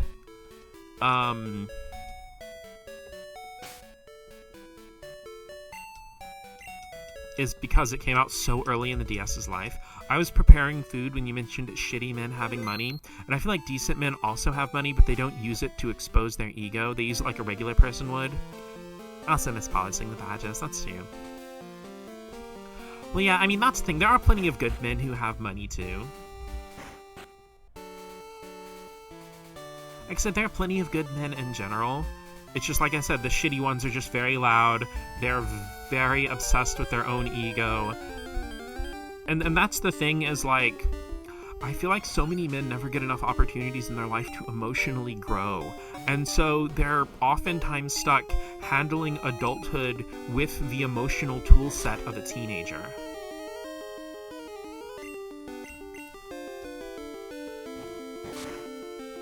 And it creates this terrible feedback loop where so many women in, like, you know, hetero relationships will end up basically becoming mom too. Hi, Entei. And in addition to taking care of their kids, they have to take care of their husband like he's just a big, overgrown kid.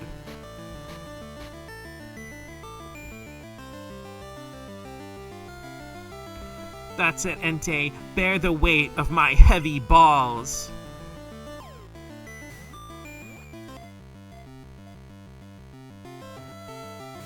Fuck. Damn.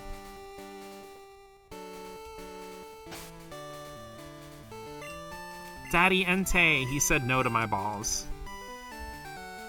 A lot of adults just assume that men don't need any emotional skills, so they're never taught any.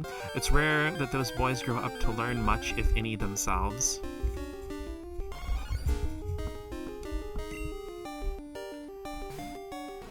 Just like most dads, he left immediately. I'm just waiting for Daddy Entei to come back with the milk.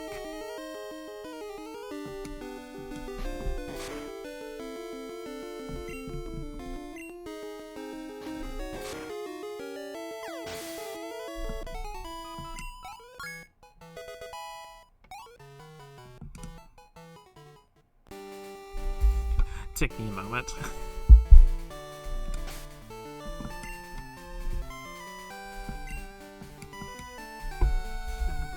Just kidding, guys. Can't have daddy issues if you never had a dad.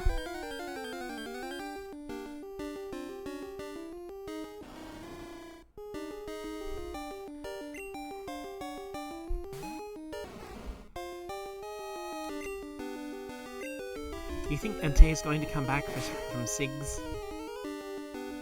I mean, do you really need to smoke when you can just set things on fire just by being there? The world's on fire, how about yours? That's the way I like it and I never get bored.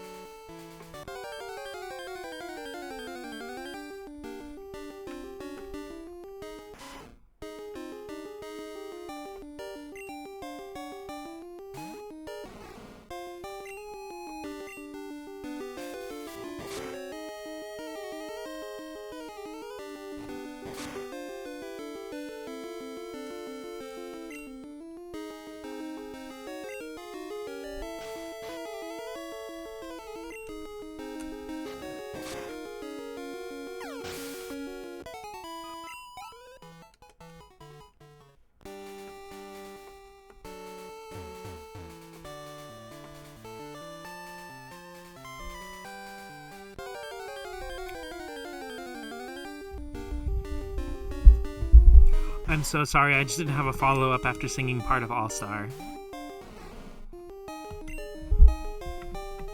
You know, I actually do like the song unironically. It makes me a little sad that that and Holding Out for a Hero have just become Shrek meme songs.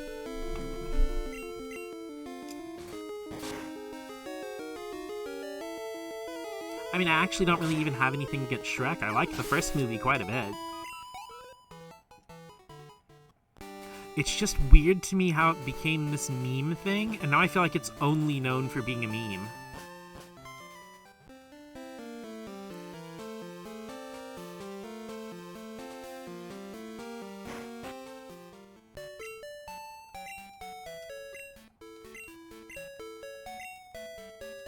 Especially because I think the first movie has like a really good message about body positivity and like being true to yourself instead of always trying to be polished and perfect. Shrek 1 and 2 are amazing movies that deserve to be more than memes. I've never really watched Shrek 2. I technically own it because my mom had it on DVD, but I've rewatched the first one a million billion times. My mom liked it too. We both quote it all the time.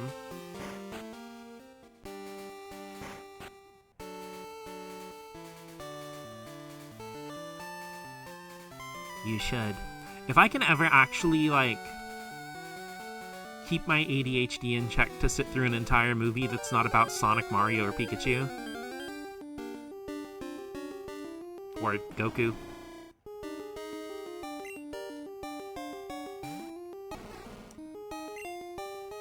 I mean, I did manage to watch the new episode of Trigun Stampede right before I started the stream, and I didn't even look at my phone the entire time. Alright, we're scheduling a watch party then.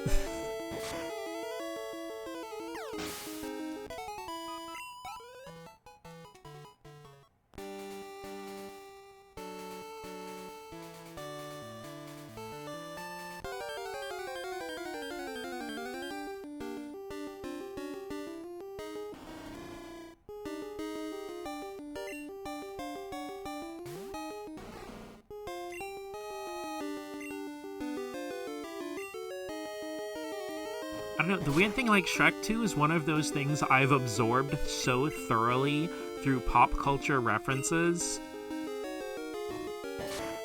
It's like, I have only ever watched one singular episode of SpongeBob SquarePants, but I know so much about SpongeBob just because it is like so foundational to internet and meme culture.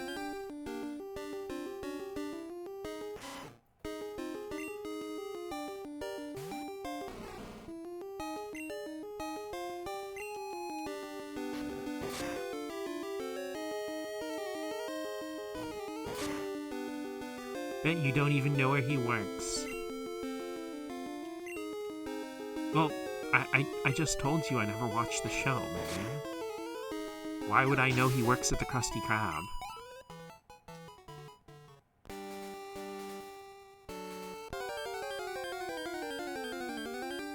Oh, fuck!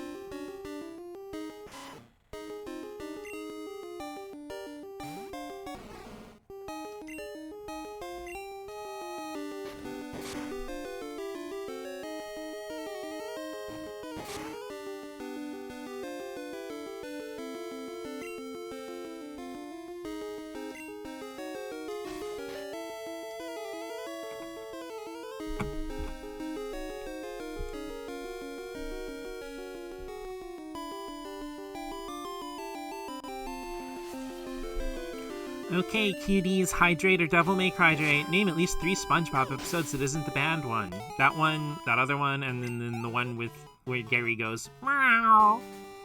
Name every shape of pantyhose. Pineapple.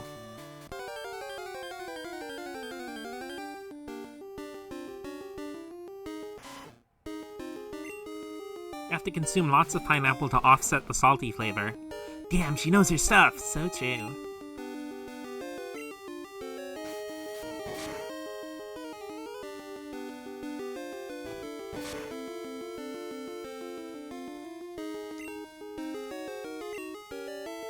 Like a true weeb, I'm only gonna watch SpongeBob in Japanese with subtitles.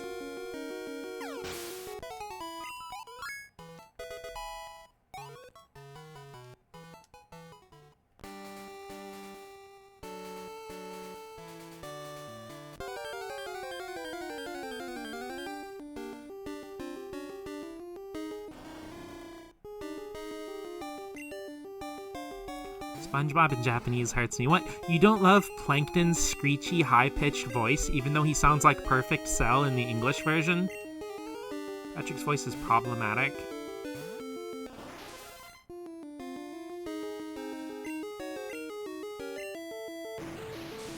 Like, it bothers you, or like actually problematic as in like it like enforces some kind of negative stereotype or something.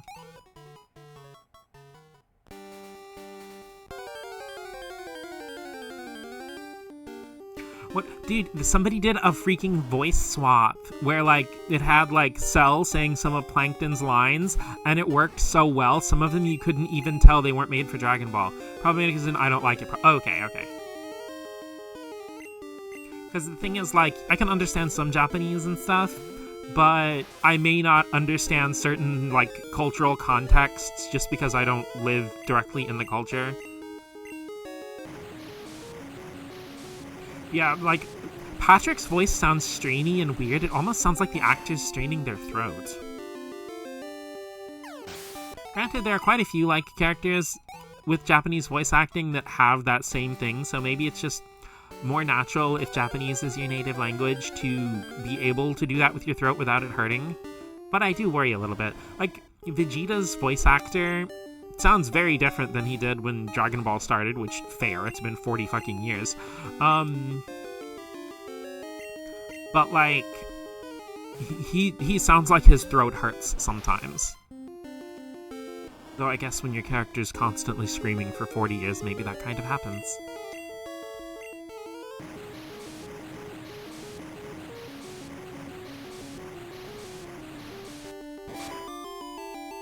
But you know, it started in 1961. You'd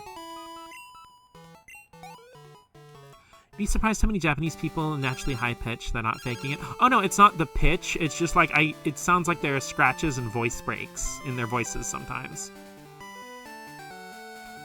I wish I had a naturally high-pitched voice. It'd make the voice training a lot easier. Mods? It's me, Dana. My Psyduck is so full of energy, it's a little scary. How are your Pokemon doing? I took only an instant to KO a wild Meowth. It must be because you gave me some battling tips last time. See ya!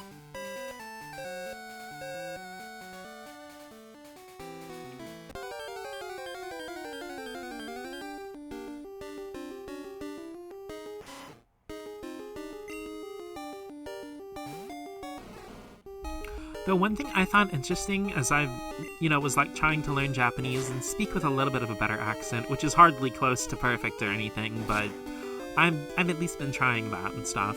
One thing I've noticed is like a lot of people who, because obviously when I was growing up, Pokemon was the first anime that a lot of people, ever saw, like the first ever Japanese cartoon or anything that they ever saw. And when I was little and stuff, some of my classmates would make fun of how the Pokemon anime, like, the characters would talk without ever closing their mouths. And I had just assumed that, like, because, I was a little more savvy to, like, animation and stuff. I wasn't super knowledgeable, but, the tism. So I'm like, oh, it's probably just a clever trick so they don't have to worry about, like, they can save on animation frames and stuff like that. But in learning to speak some Japanese, no, it's possible to articulate full sentences in Japanese without closing your mouth. Usually only if you run into some ba or ma, syllables, but other than that... Caught me off guard when I moved to the mainlands because I thought they were faking it to be cute.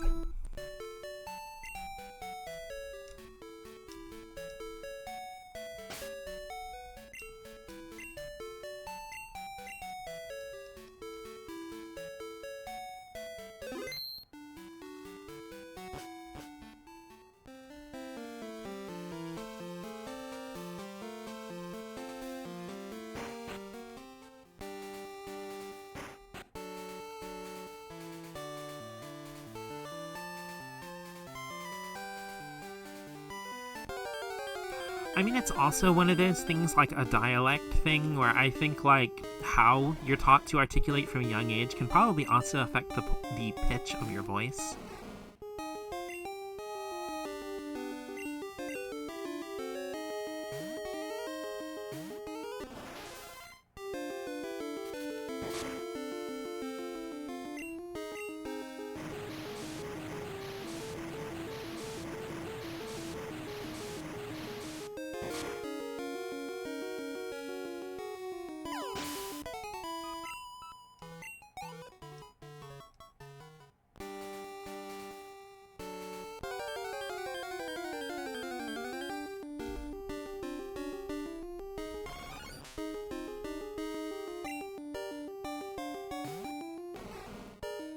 Oh yeah, I know I kind of made the Hydrate or Devil May Cry joke a second ago, but I actually have been wanting to play Devil May Cry on stream sometime, but I can't decide if I want to do, like, the HD collection version or just do it on PS2, because I really do like the PS2 original in its own way. In defense, every woman in my family have deep voice, so that's why I wasn't prepared for it. I'm something of a woman with a deep voice myself, though probably for different reasons. Devil May Cry mentioned the game that features Dante. It does in fact have Dante from the Devil May Cry series. He'll fill your dark soul with light!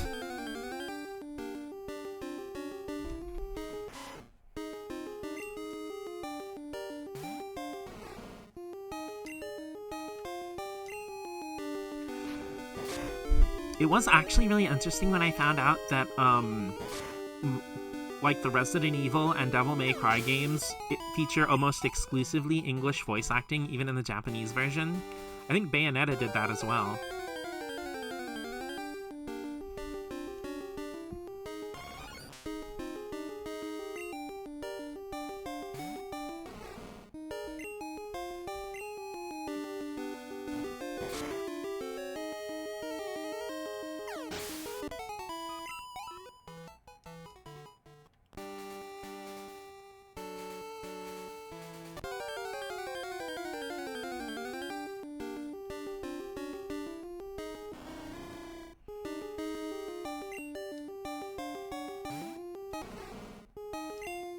Because one thing that surprised me when I got older is, like, I always assumed that, like,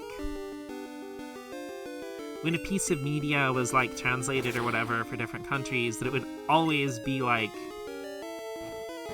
you know, whatever, like, I'm shocked how weirdly English-dominated so much stuff is. Bide. I don't want to learn Bide. Don't worry, Mikhail, we all know that you smoked 20 packs of cigarettes during the 70s. You know, over a decade and a half before I was born, sure. I don't know why, but Japanese companies legit thought having English voice would be more Western. I mean, I guess I can kind of get that because of the prevalence of, like, Hollywood media around the world. Because I know with the Ghost in the Shell series, I think in one of the author blurbs,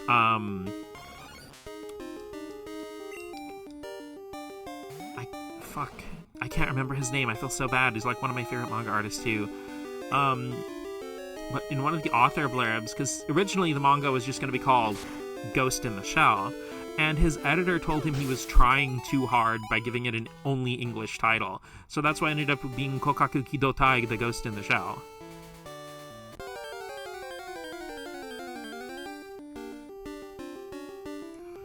Though for most English releases of everything Ghost in the Shell related, they'll either completely drop the kanji, or they'll just leave the kanji untranslated and put the English Ghost in the Shell text over it. Well, honestly, I was sad when I started adding JP voice tracks in the Devil May Cry games. The weirdest thing to me is, like, okay, are you familiar with the game Project Cross Zone for Nintendo 3DS? It's a tactical sprite-based RPG that features characters from Capcom, Namco, and Sega. And, I mean, it's a cool game, though even for the English version, they just left the Japanese voice acting, which I understand why, because trying to track down all of the English voice actors for these characters would probably have been a nightmare. But the thing that struck me odd is that Chris and Jill from Resident Evil, who are in there, and Dante and Virgil have Japanese voice actors. Because I played Project Cross Zone after I learned that, you know, Resident Evil and Devil May Cry were almost always in English. But then in Project Cross Zone, they have their Japanese voice actors. Though there is a fun little thing in there.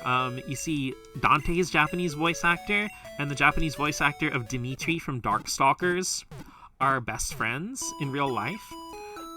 So in the first Project Cross Zone game, the default tag team is Dante and Dimitri.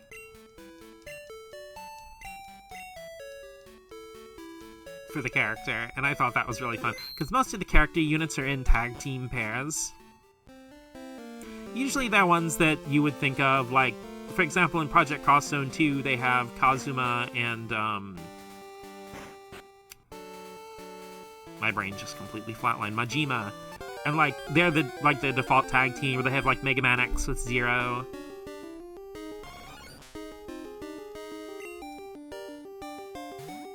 One of my favorite things about Project Cross Zone, though, is they'll have, like, absolutely unhinged pulls. Like, they have characters from, like, Resonance of Fate and, like, Shining Force EXA for PS2. And I'm just like, yeah, inject that game nerd shit directly into me. Ah.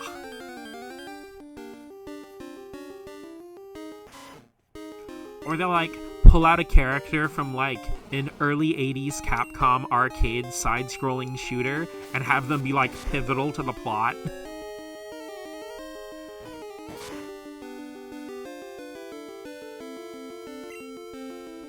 Though it does have this, like, funny little kind of feedback loop in it at the time when it came out,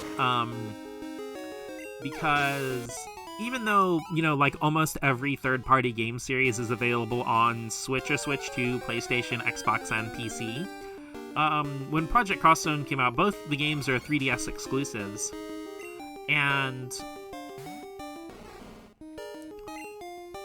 despite this, almost every character was from a game that was exclusively for a PlayStation or Xbox system at the time.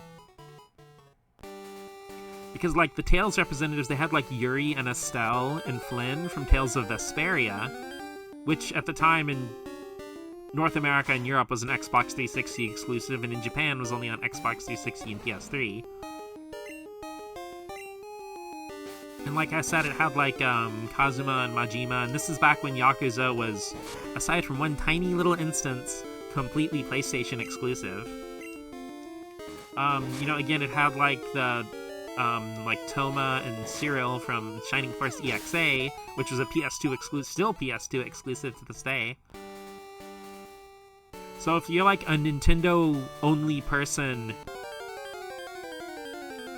who bought the Project Cross Zone games because they looked cool, you're like, who the hell are these people?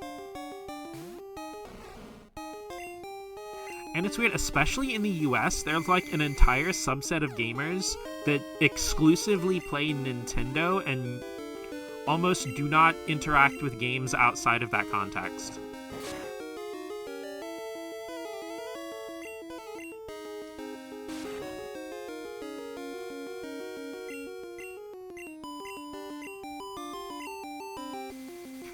Oh my fucking god, with this supersonic bullshit. That's what Dr. Eggman must have been thinking at the beginning of Sonic Unleashed.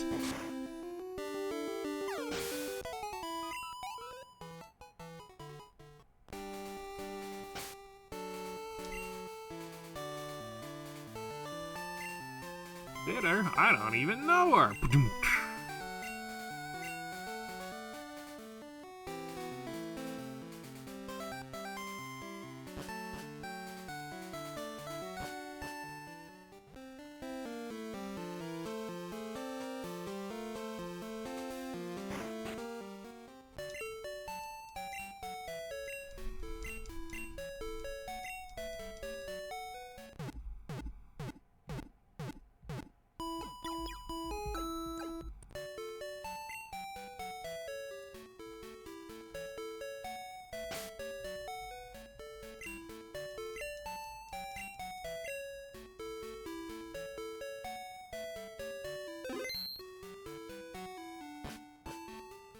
Sorry, my brain, like, stopped for a minute there.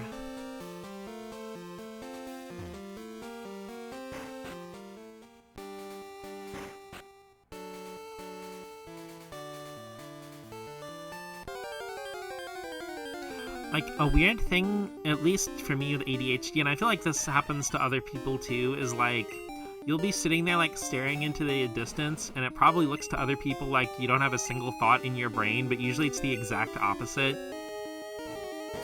It's like one thought will stop and the entire thing, like, turns into a traffic jam in your brain. So you have, like, 15 thoughts all going around at once and you just get, like, overloaded.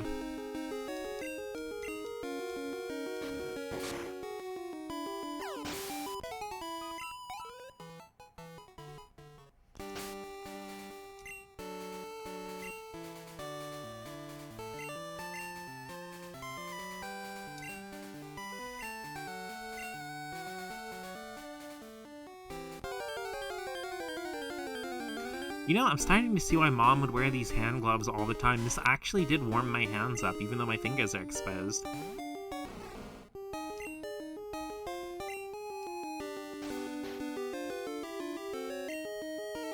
For me, it's when I'm talking that the head's empty.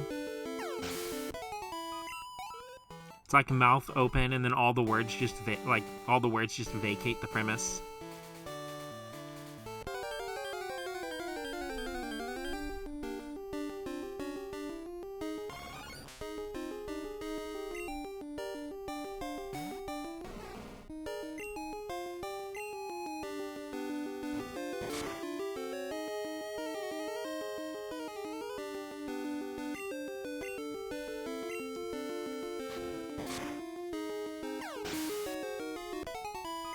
Oh yeah, Guru, it's sometime I want to, like, do a slightly updated illustration of your little cat mascot that I came up with that one time. But I want to make it more accurate to your current hair. Would you say yours is kind of like the, Persona 3 protagonist Legato Blue Summers, kind of like emo swish? Because you said you cut it shorter.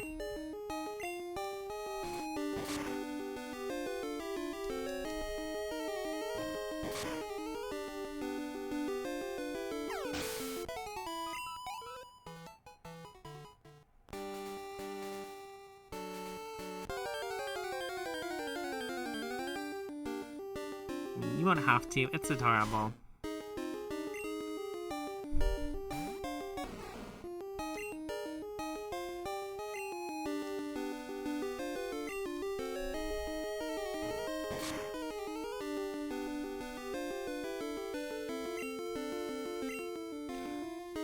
The hairstyle I did grow up, so it's not 100% inaccurate.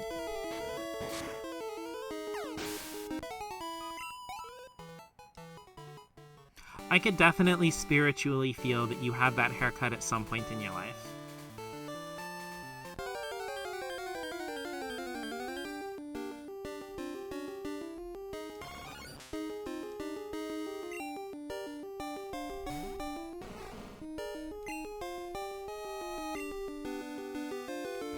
Fun fact, if I leave my hair to its own devices and don't mess with it,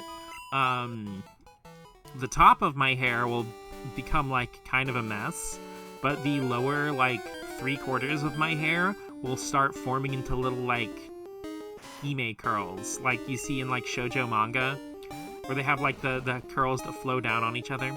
Almost every girl in Japan had that hair. I kind of figured. It shows up a lot in a lot of media, and or even just, like, things where they show, like, this is a normal everyday day in Shibuya, or whatever.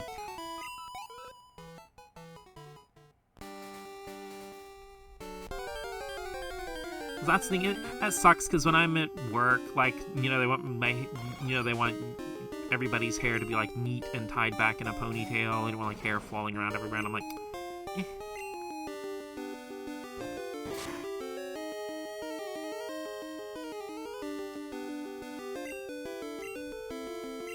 The thing is, like, my hair is fairly thick and curly, but my mom actually had, like, slightly thinner but also straight hair. And I kid you not, she would wake up some days and her hair would literally be doing, like, the Aerith thing from Final Fantasy VII, where just, like, the two front parts would, like, spike upward and then go down. And I'm like, that's so cool. And Mom's like, I need to brush my hair. So I have the basic Japanese girl hair and I have the basic Japanese guy hair. Are you, like, hitting the Captain Tsubasa right now?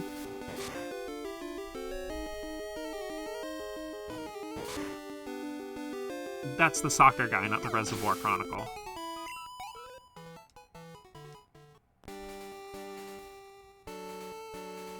Oh, so the imbangs are hereditary from her side? Actually, yes, literally are.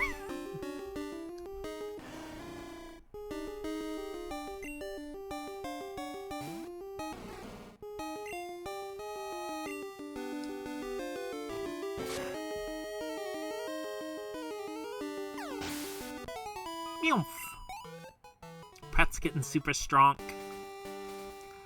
Oh, it's the middle part hairstyle every guy who loves car event has.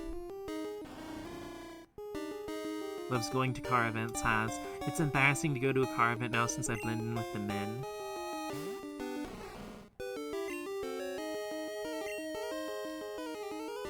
Like I've said before, you can he-him me directly to my fat tits.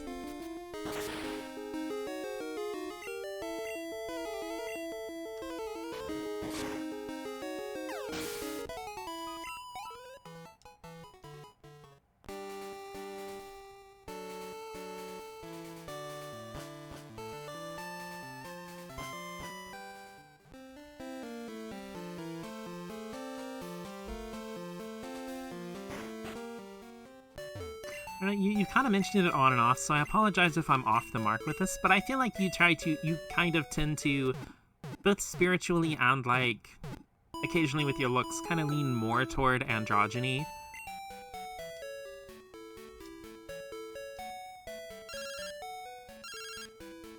I mean, Captain Tsubasa hair will be sexy. Random, like, weird, interesting fact. I thought it was weird until I thought about it a little bit harder.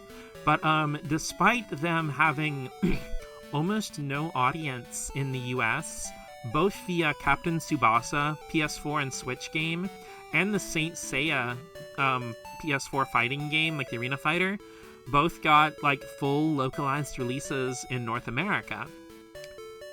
And I thought that was really weird that they'd go through the effort, but then I remembered that in addition to the US and Canada, North America also includes Mexico. And both Captain Tsubasa and Saint Seiya are huge in Mexico and Latin America.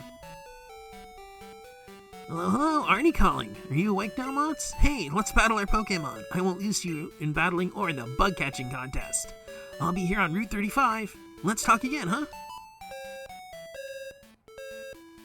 Latinos love Captain Tsubasa? Yeah, that's what I mean. Like, Captain Tsubasa and Saint Seiya are both huge over in, like, Mexico and Latin America, along with Dragon Ball. But Dragon Ball's just kind of huge everywhere.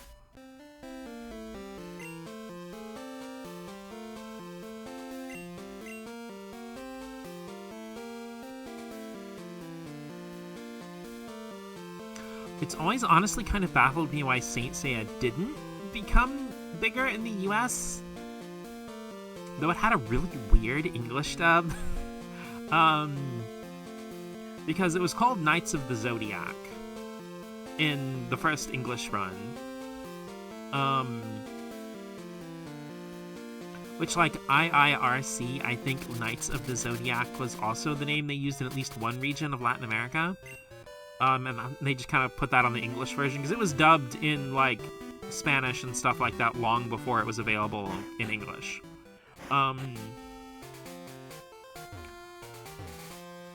But, like, the opening theme was the Bowling for Soup cover of the song I Ran. Like, I ran so far away. Remember Japanese TV bringing up that Latinos love anime and they're always so innocent with their obsession, it feels endearing to watch.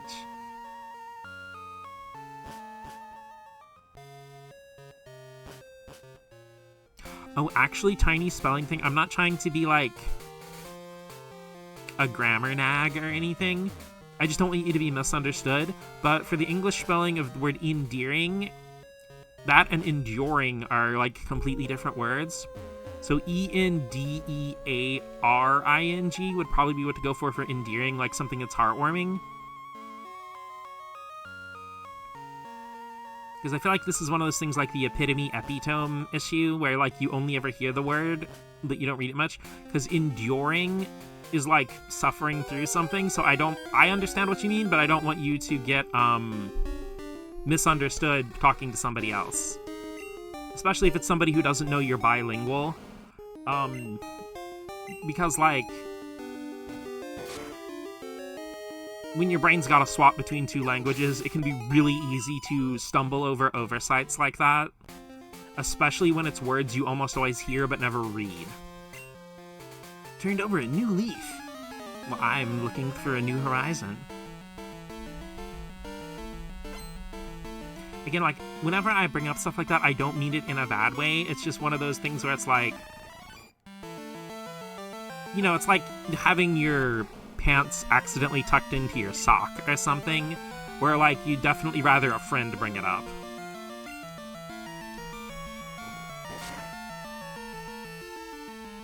Oh shit, that Venomoth's level 40. Pretz, get out of there. Zero problem solved, please. Don't worry about correcting. I wouldn't feel offended since my brain do tend to mix it up. I mean, I've got words like that too. English people are ruthless to people who don't speak perfectly. Even most native English speakers having like a 3rd grade reading level themselves. That's another thing, Maddie, is like, it's the freaking grown adults with the 3rd grade reading level that will also be like merciless on non-native English speakers.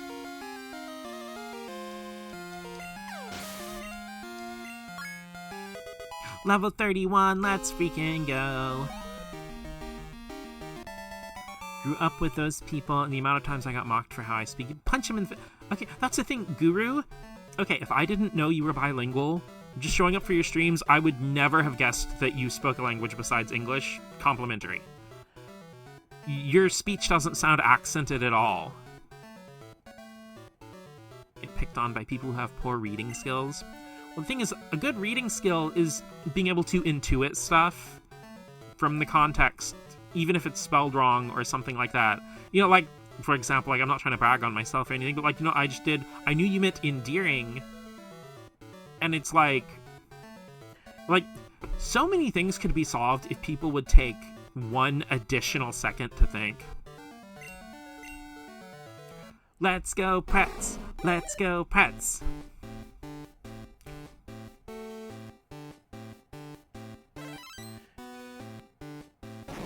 You don't understand, there are American military brats. Ugh. Yeah, no, trust me, I've had to deal with those too. Because, like, military stuff is... I live in, like, the southeastern portion of the United States. And, no, trust me, we get, like, the military-obsessed heads around here too, and they're... Well, I'm just gonna say it, the military attracts a lot of people who are bullies. They may not actually ever join the military, but they're the kind of people who are like, you know, think playing Call of Duty is a personality. Who cares about those people? Pretz evolved into Fortress. Purple walnut. It's like this walnut, but way smaller.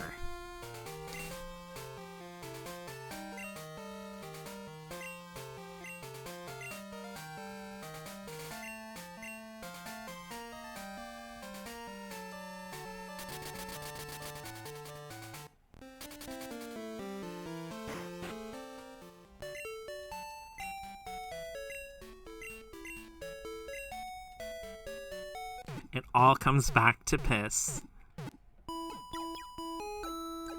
It was all in the piss. How did it end up like this?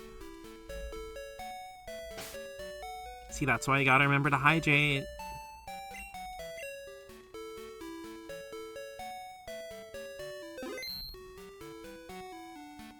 Took me a long time to separate military brainheads from average Americans, fix my relationship with my American friends. I can promise you none of us are American on purpose.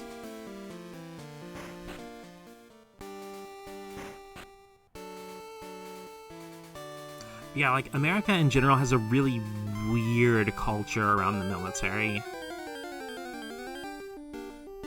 I mean, there are some genuinely good people who, like, actually want to better themselves by kind of looking at it as a martial arts style discipline. But there are also a bunch of bullies and weirdos, and I'm so sorry you had to deal with those. Also, what the hell is going on with Fortress's back sprite? It's like, you okay, buddy? Are you down there? You okay? I was just complimenting how good the back sprites are in this game, but...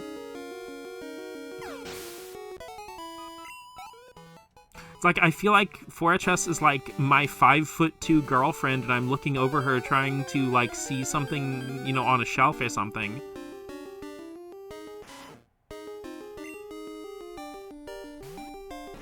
Shout out to all the 5'2" girlfriends. Which I don't actually have a girlfriend.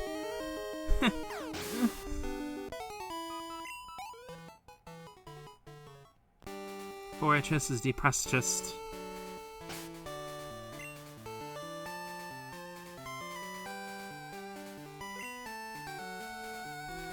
Think about people who join the military for health or education reasons. They tend to leave before retirement. Like, all good Marines quit before finishing their service, yeah. Because, I mean, my mom was in the Air Force for a few years, but she really didn't have anywhere else to go with the way her life was at the time. I'm not going to go into it, but she also ended up leaving before finishing her service too, so same thing.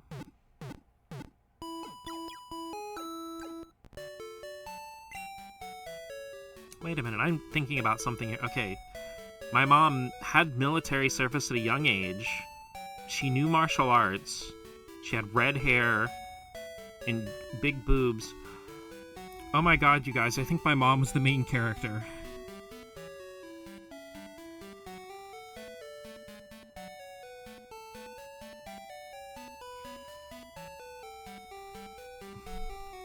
Exactly, so I understand reasons why they join, so I don't want to be too harsh on them. Except it's not everybody, but it's like anything, there are always just really awful, terrible bullies. Oh my god, she got the titty shield!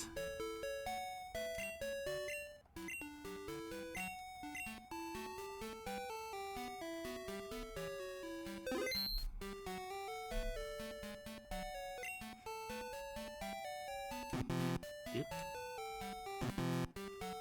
My box is full! Okay. So who shall join next to level up? Okay, I don't think I have Marowak yet, right?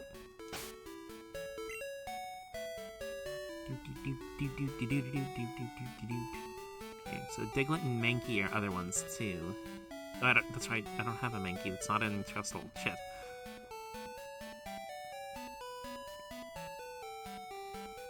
Okay, so Diglett...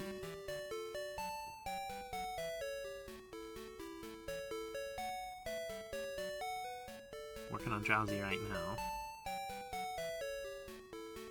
Okay, so yeah, let's go ahead and grab Cubone.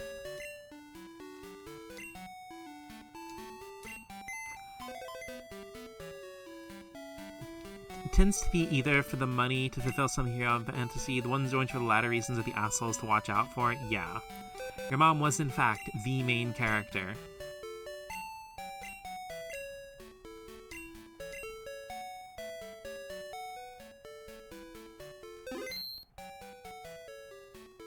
Like, she's got the traumatic backstory, everything.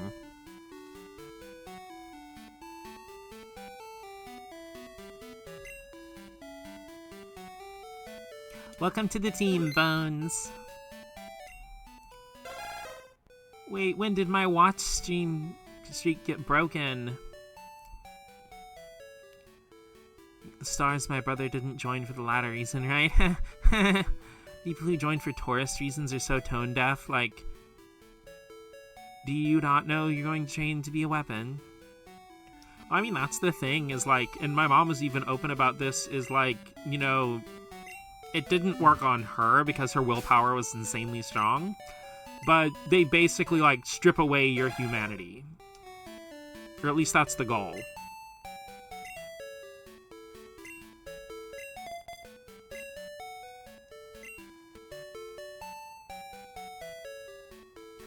Also, I don't remember exactly what day it was, Rain, but I know there was a stream at some point in the recent future where you weren't, or recent history when you weren't there. I think it was a night where you were, like, super duper out of it.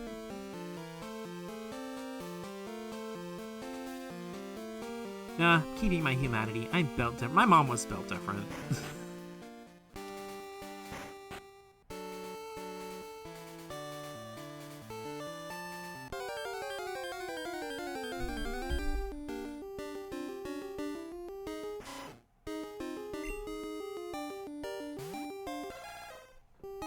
Oh my gosh, Cubone's back sprite's adorable! I think I have seen it before, but I still had to comment. I mean, if you have a brain, you can't be a meat shield. Yeah. It was probably either from the EB work or health issues. I think it was a health issues thing. Also, it may have been one where you showed up and, like, had to dip immediately for one of those two reasons, because I've had a thing where it broke my streak in Kubi's stream for a stream I showed up for, because it was, like, right before I was coming back from break at work. Like, she started, like, 2 minutes before my break ended, and I just dipped in. And I feel like if you don't stay for more than, maybe 5 or 10 minutes, it doesn't count for your streak. After they fully train you to be a weapon, you're released back into regular society and just expected to figure it out with no help. Promised you ain't that swell. Oh, it's great. Nothing like being listless and having no purpose in life and being constantly traumatized so that, you know, if somebody sets off a firework or pops a balloon, you literally have a panic attack. It's great.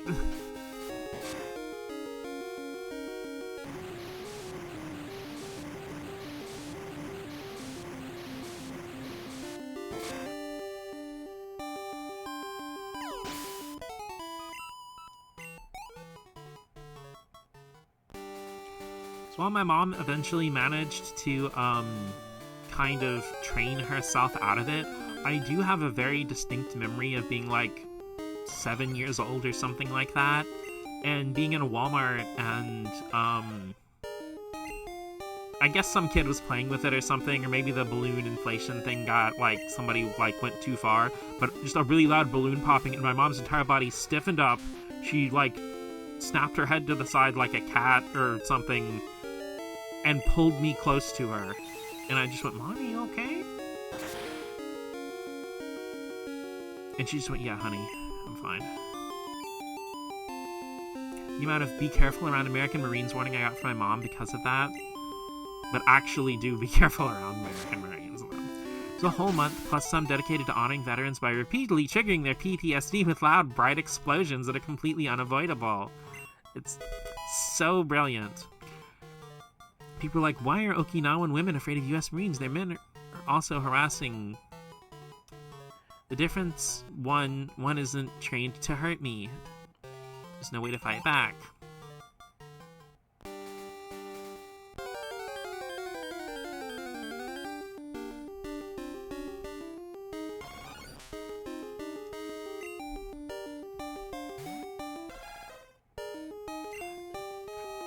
Deity of your choice bless the invention of pepper spray.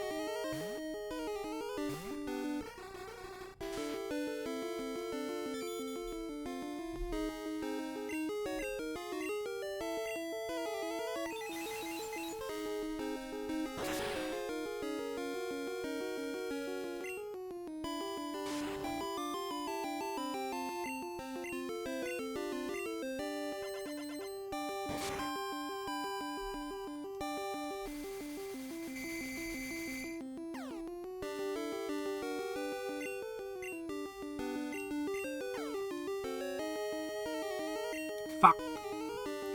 But hey, they get a discount at Cracker Barrel. That more than makes up for it.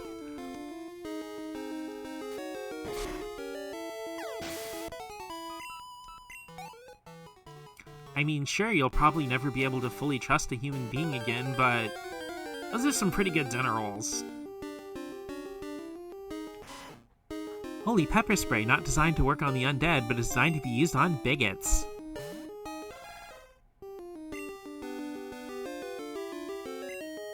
You also get a discount at SeaWorld.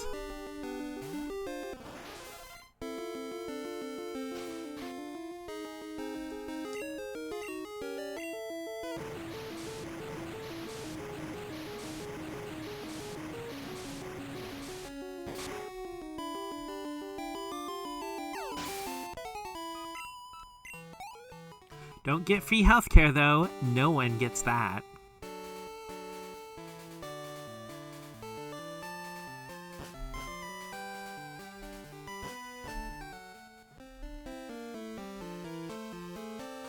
Because one thing I've noticed with a lot of market stuff is things are scaled for people who are fairly well off in families or groups. Because, like, random total thing from, like, getting food at McDonald's and stuff, I usually get, like, nuggets and fries and all that. And if you get, like, a 10-piece nugget combo, it's like $9. a freaking medium-sized fry by itself is fucking $4 for an order of fucking French fries.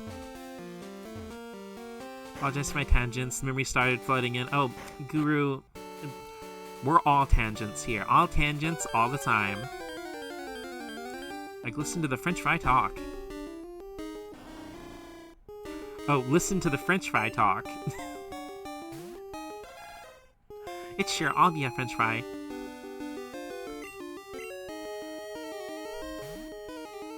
You are what you eat.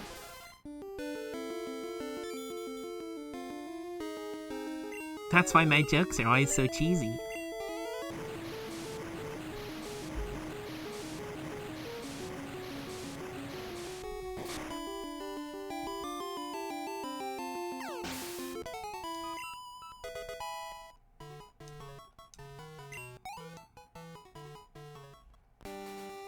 Thank you. I feel guilty because I understand it feels awkward. Nah. My threshold for any situation being awkward is incredibly high.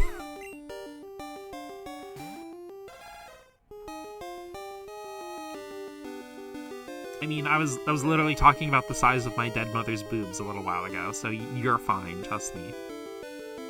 Speaking of dead mothers, Cubone!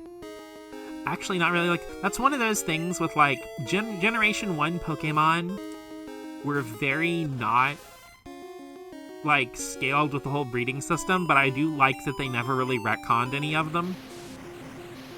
Like, yeah, Kangaskhan's are just born with the baby in their pouch from the egg. Or, you know, the unexplained Shelder that's completely different from any other Shelder that appears on Slowbro's tail. And, you know, Cubone's lore of, like, it wears its mother's dead skull while listening to Evanescence and playing Shadow the Hedgehog for PlayStation 2. And then, like, you'll just have its mother in your party. It's like, my mother, she's gone forever. It's like, bro, she's right fucking there. She's literally standing there next to you. She's holding the groceries. Please help your mom bring the groceries in. Cheese on French fries, very American. Weirdly enough, I don't really like French fries with cheese. I keep my salty yellow things separate. Mots, you still awake? This is Anthony the Hiker. Come on, let's battle right now. Route 33 is where I am. Come on down if you feel up to it. Alright then, be good. I need someone. I'm cheesed to meet them. The authorities can't find the evidence linking to the crime. The case goes cold. I need someone. Fake cheese fan. Ah! Listen, I enjoy the sanctity of cheese. You can't just spray your cheese everywhere and expect it to be good.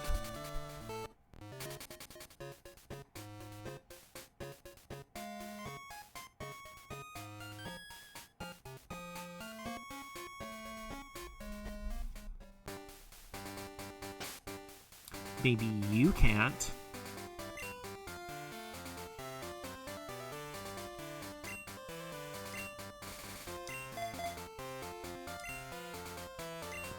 It's fine when you spray jizz everywhere. See how it is. I mean, it could be everywhere or everyone.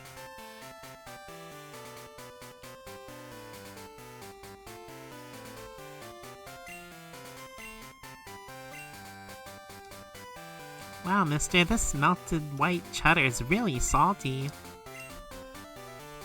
Pokemon and I are rearing to go. Mouth wide open.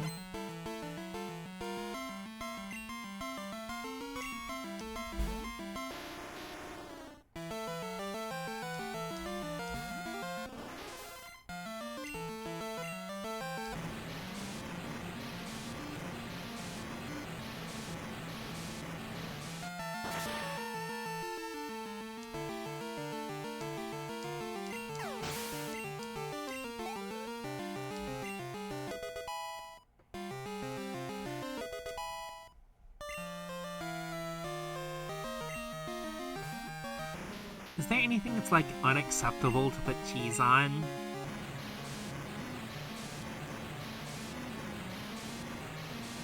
Actually thinking about that, I don't know. I feel like cheese is one of those universal things.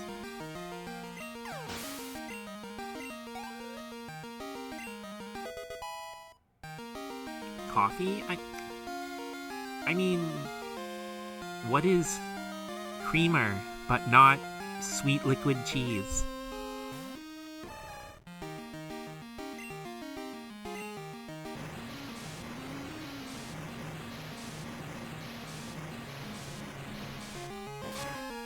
Cheese in my coffee and you're so vain.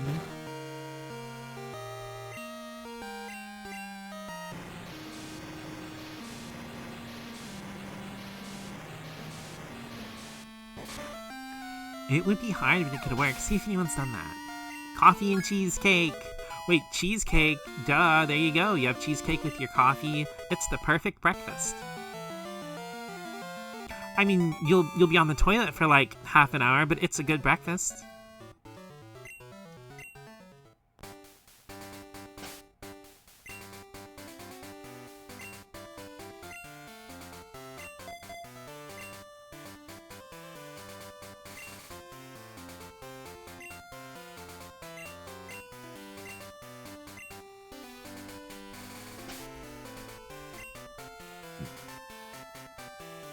Costco finally started selling New York dyslexia New York style cheesecake, and I can finally enjoy cheesecake.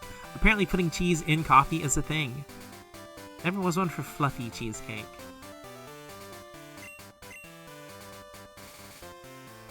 Cheesecake's kind of one of the things I have to be in a specific mood for, believe it or not, though I do really like cream cheese icing on regular cake.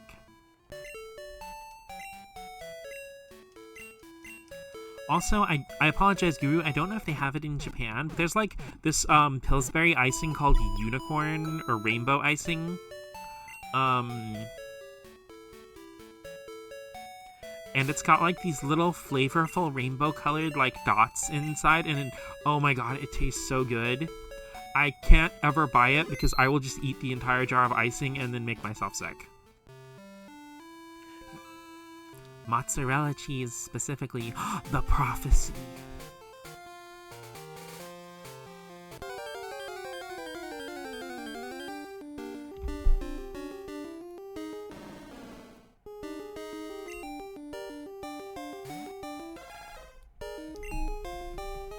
It's bonin' time. Never heard of it. Of mozzarella? Or of the icing?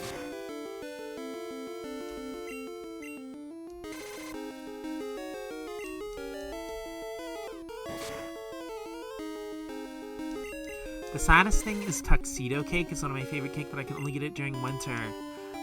Seasonal foods. Oh my god, like, I freaking love autumn mix candy corn, and you can only find it, like, during the autumn.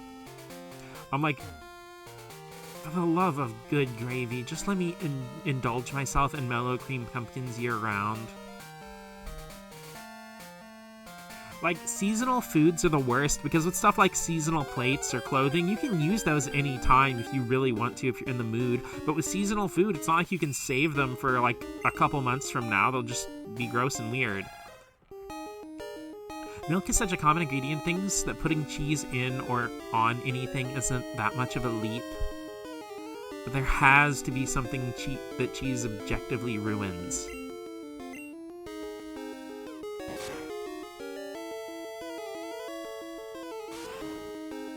Why must you limit us?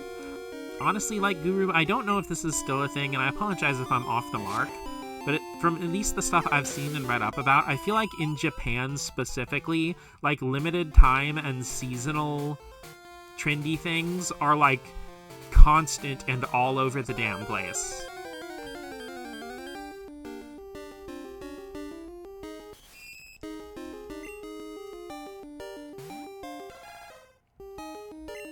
Because whether it's like video games or TV shows or events or anything, I have like a deep hatred for you had to be thereism.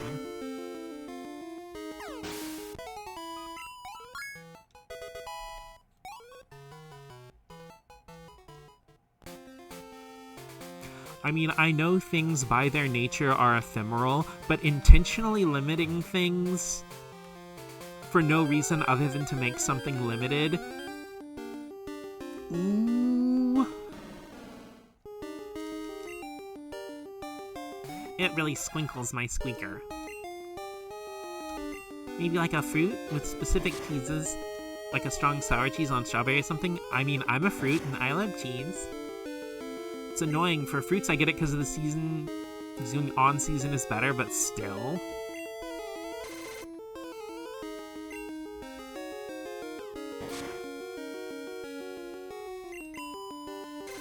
No, I mean, I'm talking about stuff that they could make perpetually available and they just be little piss babies about it.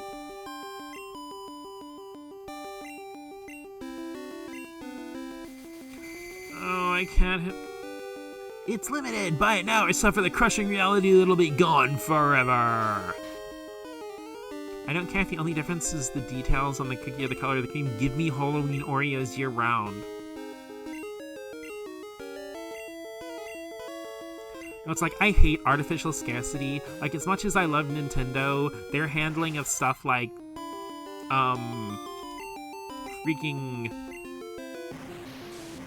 the Super Mario 3D All-Stars collection is absolute bullshit. Like, they're literally just saying no to money they could keep perpetually having. I want to say it's to prevent consumption, but making it limited... No, it's the opposite of to prevent consumption. They want a big sales push. That's why so many limited things in video games and stuff will end in March, because the end of March is the end of their fiscal year.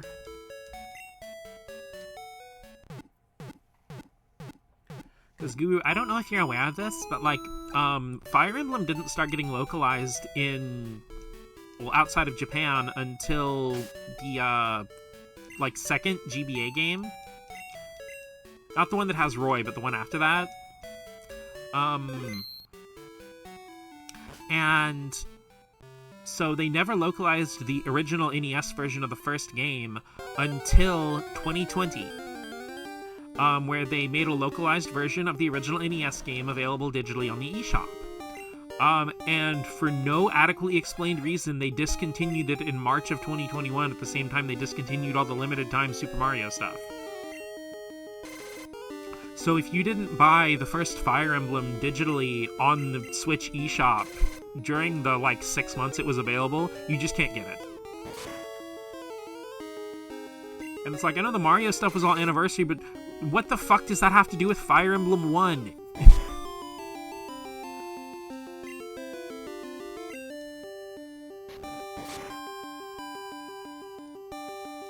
Because there weren't any special Fire Emblem events or anniversary things going on then.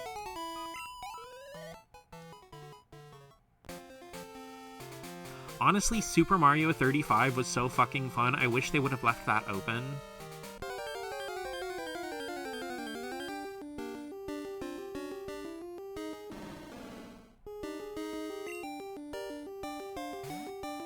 You know, America was right about Japan ending their own bubble economy.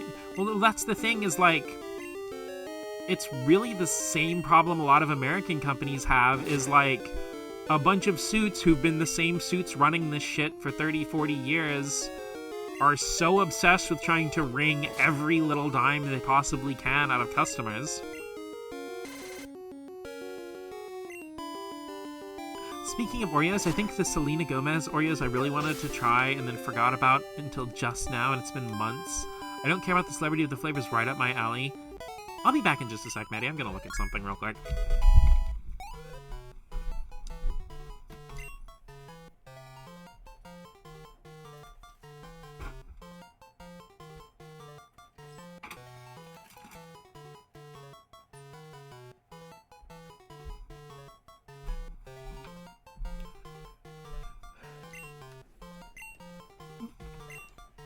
Okay, I went and looked in my cabinet in the kitchen. I have a box of individually wrapped Selena Gomez Oreos. They're still fresh. I got them on clearance 2 months ago. I will literally mail you one.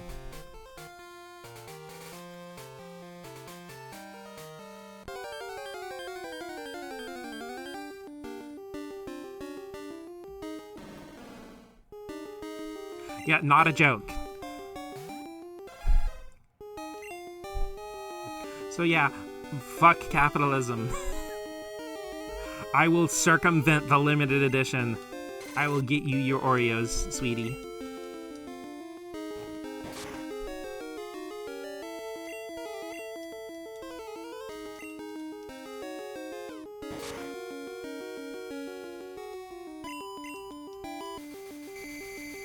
I'm gonna have to give Bones, like, a mint berry. Homegirl is getting sleepy-fied too much. She's got the eepies. I don't know why you leaving after saying, "I'll be right back," scared me.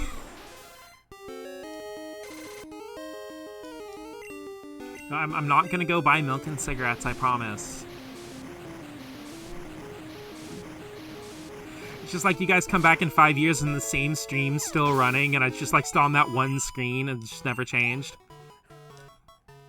Like, she never came back after that. Sometimes I think about her. I wonder where she is. I wonder if I'm ever on her mind.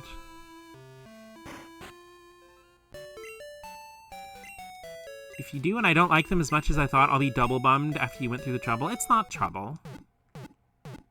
Little squeak's in trouble, begging for a piece of that bubble. Tired of magazines, saying flat butts are the thing.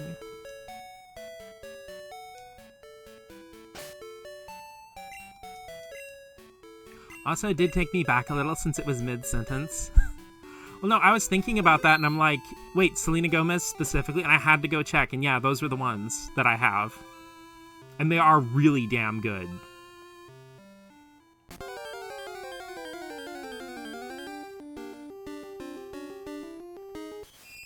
Okay, I left to go get Oreos, and she never came back.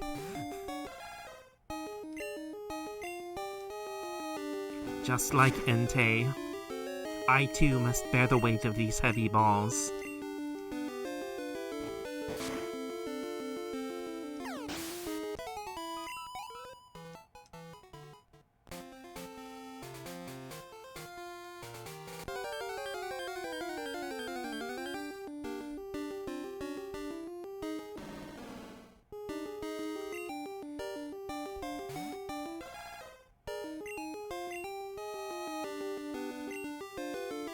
God, a man with heavy ones.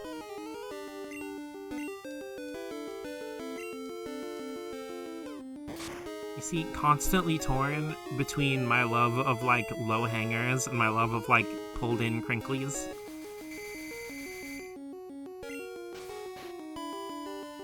See, that's why when a guy's cold and his nutsack's all crinkled up, it looks like a brain because that's where all the thinking happens.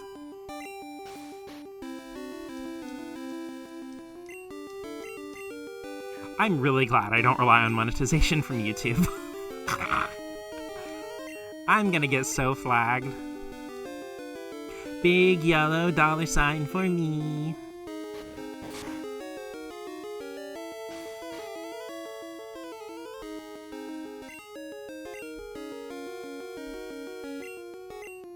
We'll talk later about the Oreo. I'll keep it in my mind now. I think it's just a funny concept, so I'm really considering. No, the fact that you randomly brought it up and I just happened to have it in my cabinet. I've got so much room in my closet ever since I came out of it.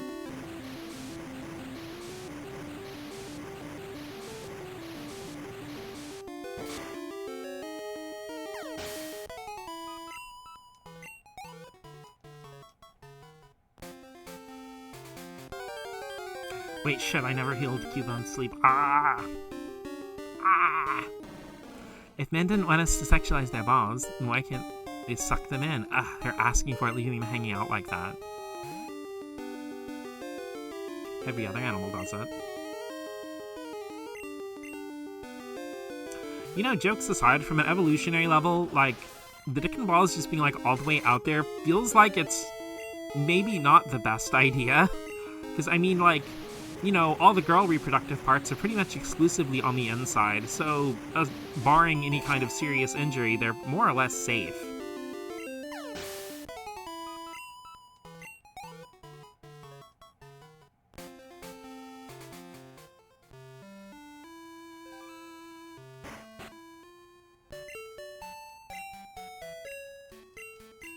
No, no, no. Chicken balls being out is not a problem. Easy access. I mean, honestly, that probably is the real reason. I mean, humans literally evolved to have their reproductive organs face forward so they can look at each other while they bang. God made no mistake. He knew what he was doing.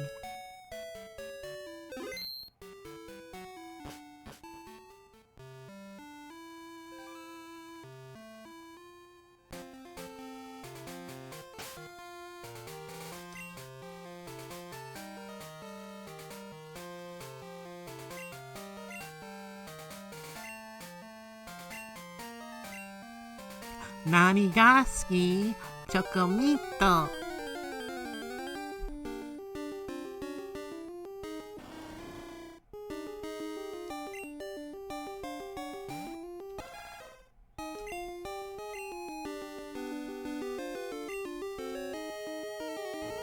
God face palms and every limit women's sexual desire. I made it like that for the girlies.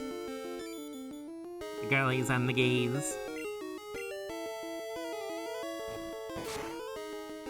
Just reminds me of this one Tumblr post. It's like for the girls and the gays. I'm like, isn't that everybody? And then like an hour later, like I forgot the existence of straight men. Every corner of the table is a worthy adversary.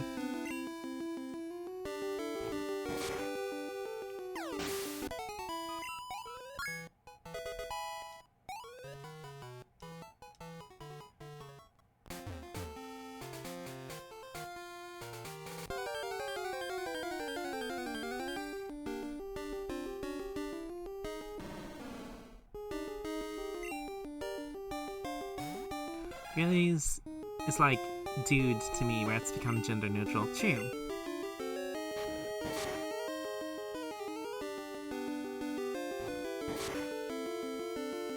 It's like when I was talking about Takubi in one of her streams, like, yo, my dick hard and yo, my pussy wet are like spiritually aligned, but not the exact same vibe. So regardless of your actual anatomy, you can have the feeling of either one. It's only fair.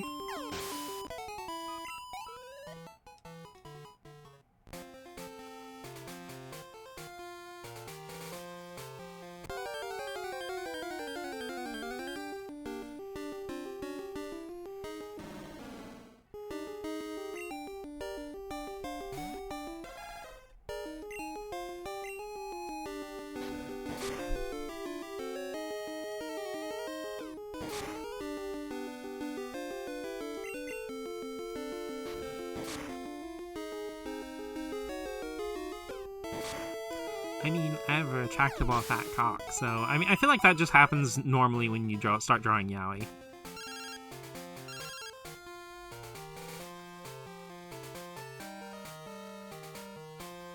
Though, granted, I think that's just called being a grower. Mott, you still awake? I was watching my Geodude eat some berries. It looked like it was enjoying itself, so I decided to try some. Not sure if people should eat that stuff, but it was delicious. Oh yeah, I was battling this Geodude the other day. Took off when I got distracted by a passing beauty. Learned from my mistake. Always stay focused on the job at hand. Alright then, be good.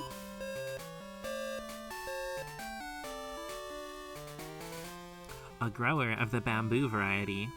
That's why they call it a bamboozle.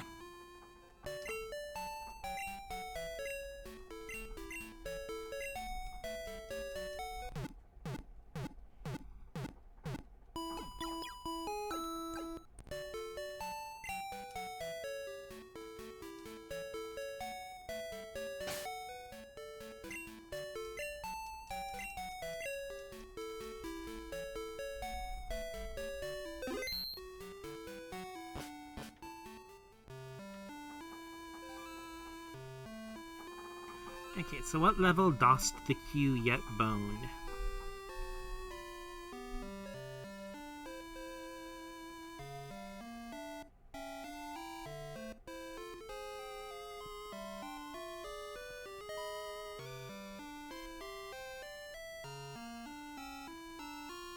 Oh man, I'm reminded of the pandas being taken away in Japan. I'm sorry. I should do a better job of panda ring to my audience.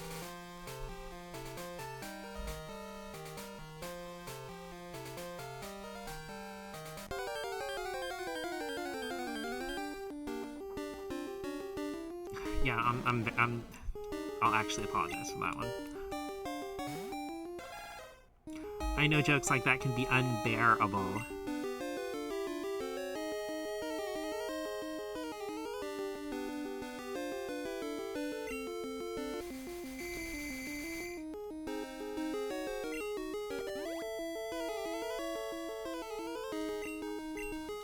Okay, Cub 1, what level you evolve into, Marowak? See, I know everyone pronounces it Cubone, but I'm pretty sure the name's actually also supposed to be like a cub, because it's like the baby form. We no longer have pandas in Japan, and you're laughing. You're level 28 for Marowak, so that's not too far.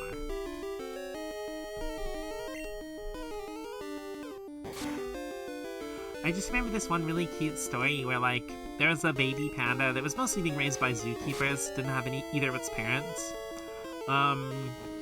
And of course, you know, for a panda to eat, they had to crack bamboo, which is no problem when you're a big old panda, but for the humans, they really strain themselves, so like gritting their teeth and turning red, like to crack the bamboo for the panda. They managed to get it done.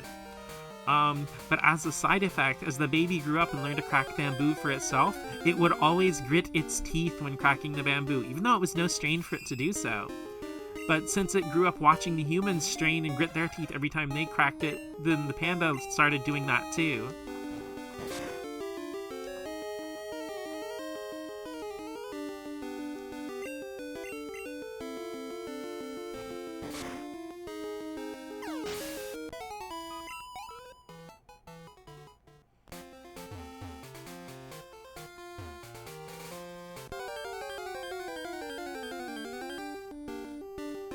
I know, it's so cute.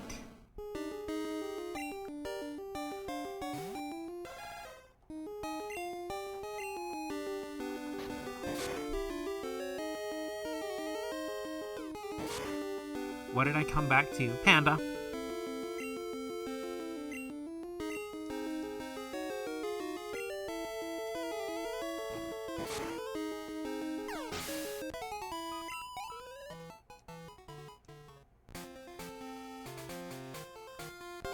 I see. No, it's just this one story I remember reading. This time it wasn't about sperm. This time.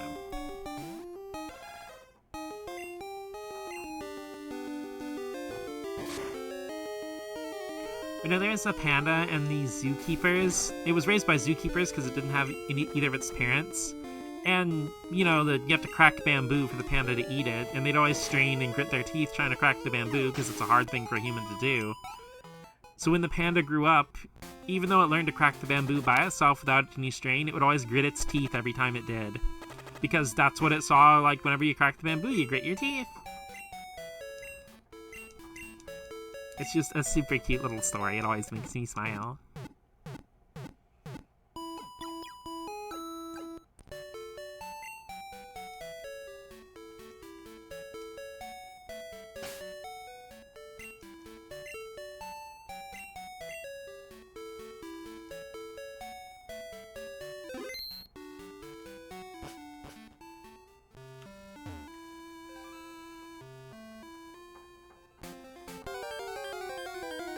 Also, with the pacing of the pink, blue, and yellow names in the chat, it's like the pansexual flag colors.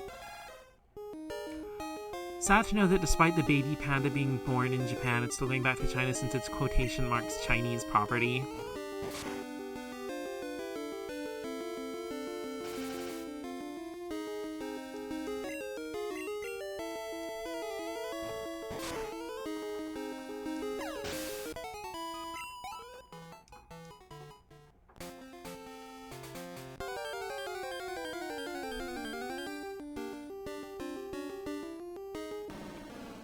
Sorry, that panda was born in Japan. It has Japanese citizenship, which unfortunately means it's also going to have to get a job. Though that also made this thing pop into my head about, like, a panda that has to work at, like, a Japanese office or something. It would absolutely be like a Yonkoma that's in between some of the bigger manga series in, like, a seinen magazine or something. Its job is being a cute panda at a zoo. It'd be kind of like office worker panda. It would definitely be like humor, definitely along the lines of that one manga. What is it, like an extremely attractive gorilla?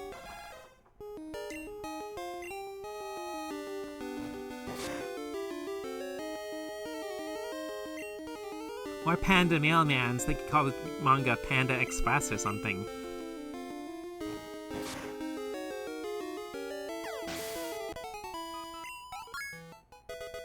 I guess.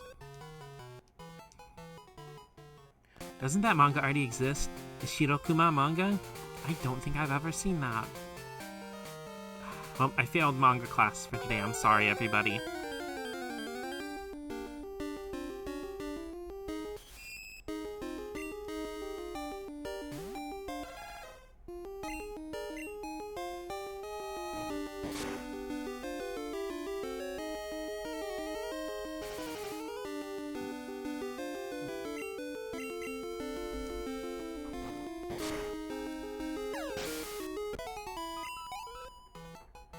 Wow, first a fake cheese fan and a fake manga fan. No, my empire is falling apart. The Mikea manga fandom is in shambles. It's like a manga about a Shirokuma cafe, and it's these animals. They have a lazy panda character who ends up working at a zoo, I believe.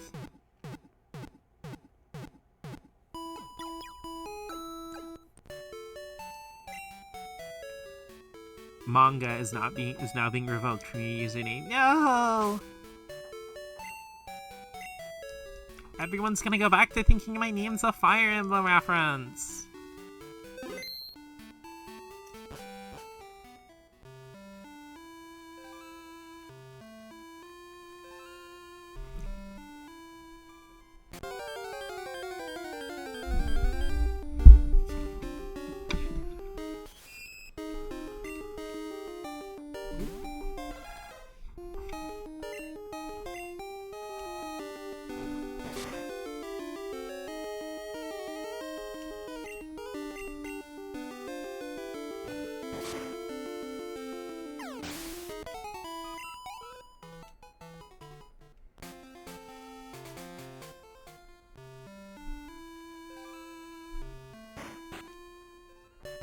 Oh no, it'd be a shame if you hire muscular men to take away my privileges. That'd be the worst.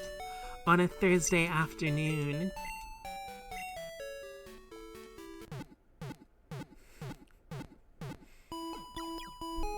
Guru Neko of the Eternal Thursday. Should place manga with casual.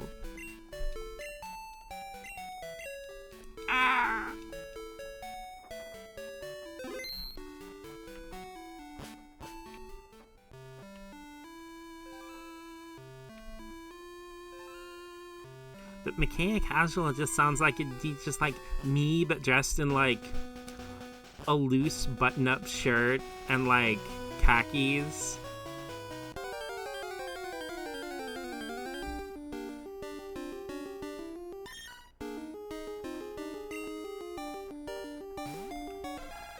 Oh wait, I know why Guru is actually so obsessed with Thursday, because here's the thing. You've heard of Casual Friday, right? Well, Casual Friday is a response to Competitive Thursday. And if there's anybody who's in ranked competitive matches over thirsting over hot men, it's Guru. It's when you're an IRL streamer.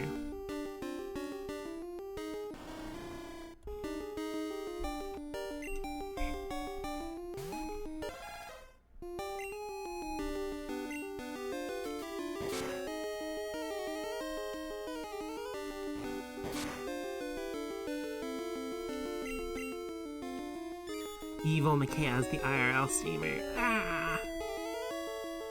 Thought that was gonna go somewhere else.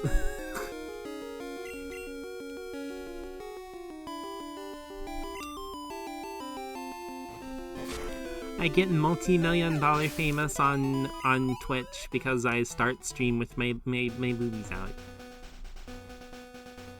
Shorten her name to do not.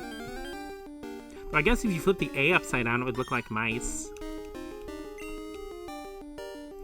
Strawberry champagne on ice. Sekiro shadows die twice. Lucky for you, I'm your mice. I'm your mice.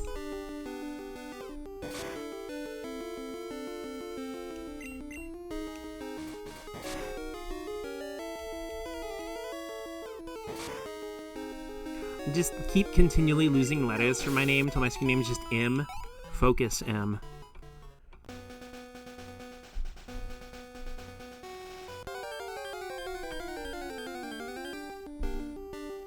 You see, how'd you do that?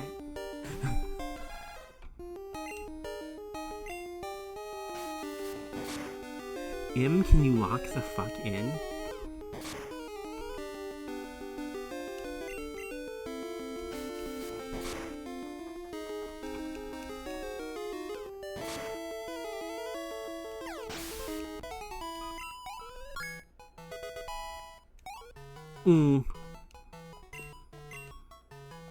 No focus energy. We don't focus around here.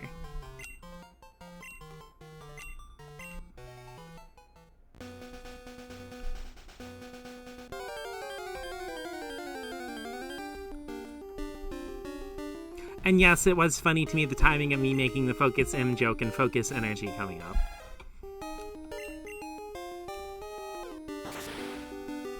You sound like you're muffled with a I like the Japanese hiragana, the one that's just like the sound, because it's not really like an in, and it's not like the na syllables, it's just like I live in manga when a character's sitting there thinking about something and it just has like the hiragana and just like the swishy line floating behind it, so they're just like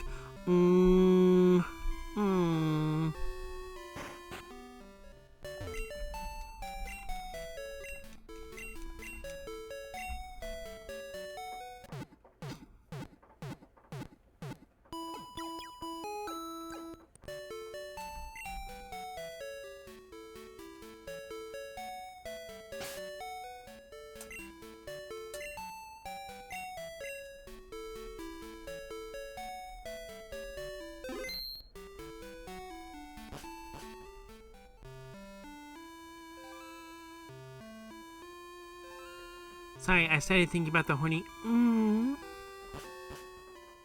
That's a good one too.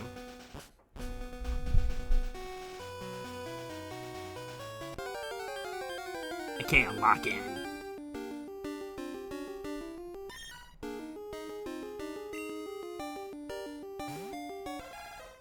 Maddie, don't type with your phone upside down.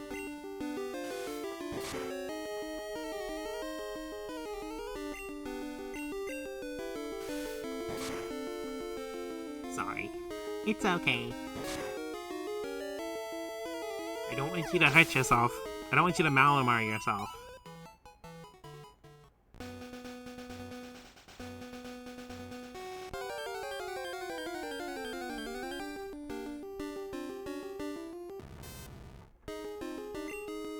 Let me check out Australia real quick. I bet it's like super hot down there right now.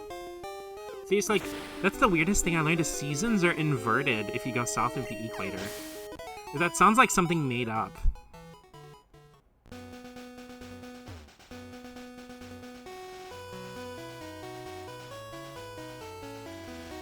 Not as hot as you, but I guess kinda. Gasp. You keep typing upside down like that for Spider-Man to kiss you. You know, I have a friend who knows a thing or two about kissing spiders.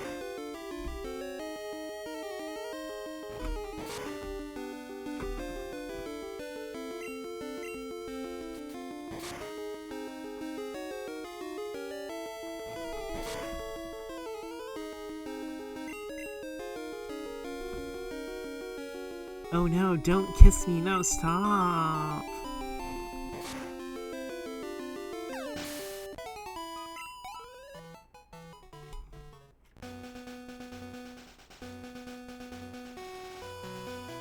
Summon QB!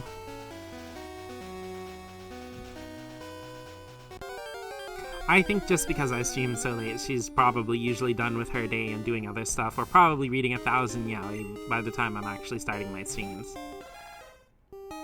Unless you're just watching me on the TV and lurking, in that case, hi, Kubi. I'll get the summoning circle ready. That only works on me. No, it was actually so fucking funny because, like, you know, in your stream the other day, Maddie was just like, oh yeah, you know, okay, I got me more used to it. And, like, as soon as Maddie posts that comment, I'm just like, hi guys.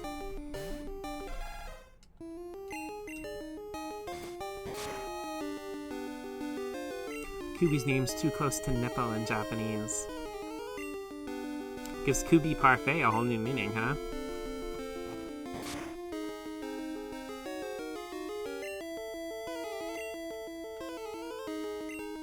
Say Kubi Kubi one day on accident.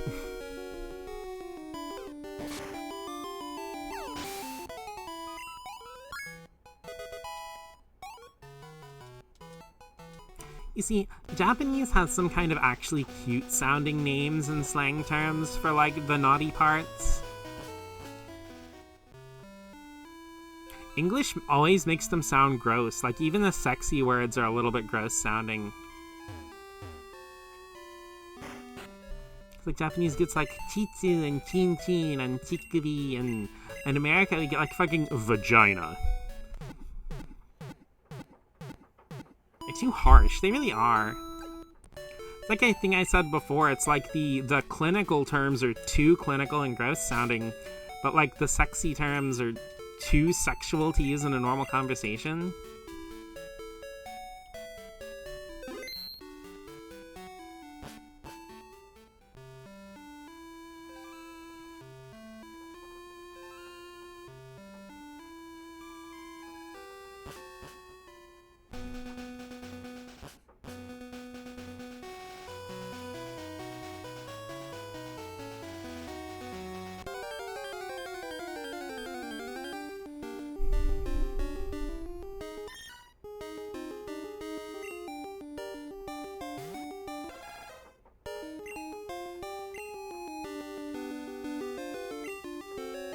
Rat, pussy, or hole.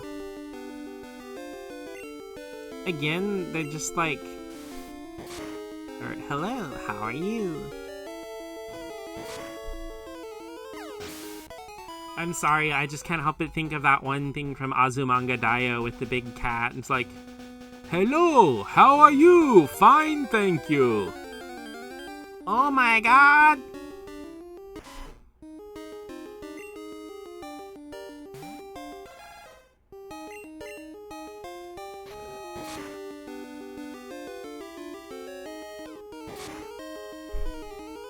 You see Maddie like,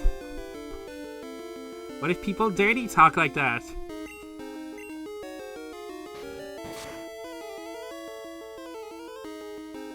Like in between us, they're like, hello, how are you? I'm fine, thank you. I mean, I guess you want to know, it's like, it can be like the new innovative way of being like, oh, is that good for you, baby? And it's like, ah, how are you? And it's like, doing great, thanks.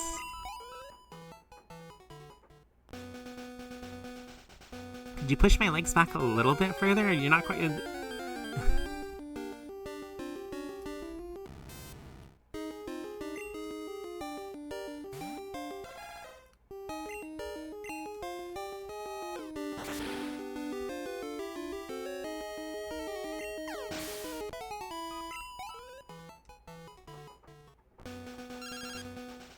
We're just losing. I'm sorry, Guru. I feel like I'm just... you know, every 30 minutes or so just breaking you live on the stream. It's me, Gavin. How you doing? Are your Pokemon doing good? My Victory Bell's doing great, as ever. Let's keep at it and become Pokemon champs. And a while back, I tried to catch a wild Raticate, but it managed to elude me. One wrong decision could mean total failure. You ought to be careful, too. Okay, I'll talk to you soon. Honestly, I'd rather that than how Dirty Talk usually sounds. Fair enough. That's the thing is, like... I was like, some of my creative writing work I was working on the other day, it's like, it's hard to make Dirty Talk sound convincing, or interesting even. Come on, I'm sure you could break Guru more often than that if you try hard enough. Yatta, I can do it.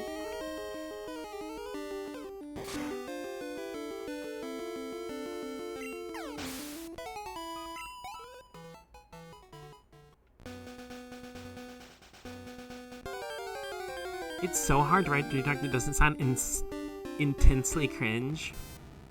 Doesn't take much to break me, I assure you.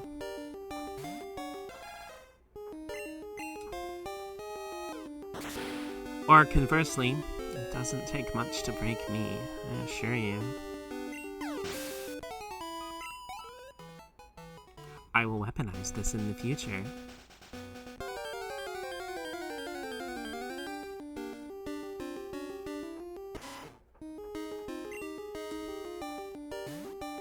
Oh, what? No, I mean, I'm strong.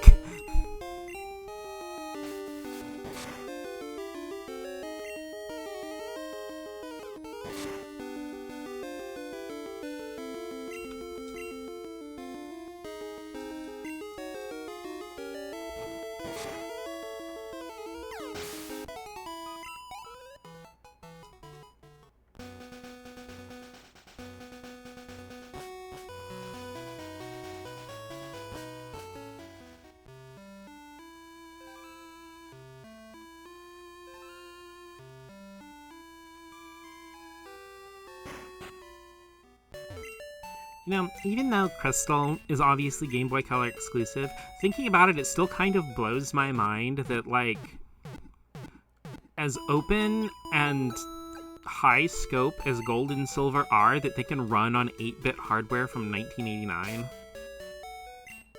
Unfortunate that the way to break Guru is most of what Guru talks about.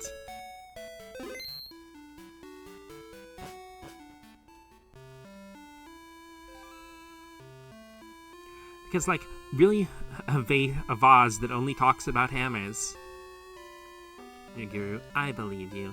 Because, like, a really cool thing, like, the little gates here, like, on the edge of towns and stuff like that, these gates, they're actually, like, Pokemon's version of, like, you know the thing people complain about in a lot of, like, high-budget modern games? Where, like, there'll be, like, little cracks of wall the characters squish through to go to a new area? Because it's very obviously just masking the load zone without taking the player out of, like, gameplay. But the gates in Pokemon are basically that for the world map. And it's so brilliant and seamlessly done that you never notice it until somebody points it out to you.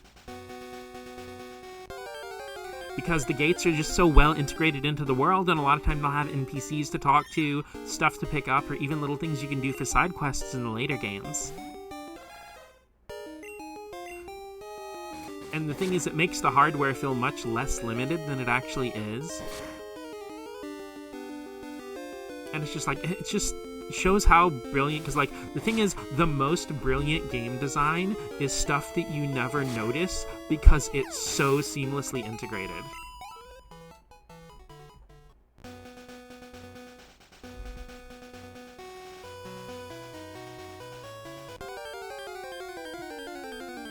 I honestly think Pokemon doesn't get enough credit for this.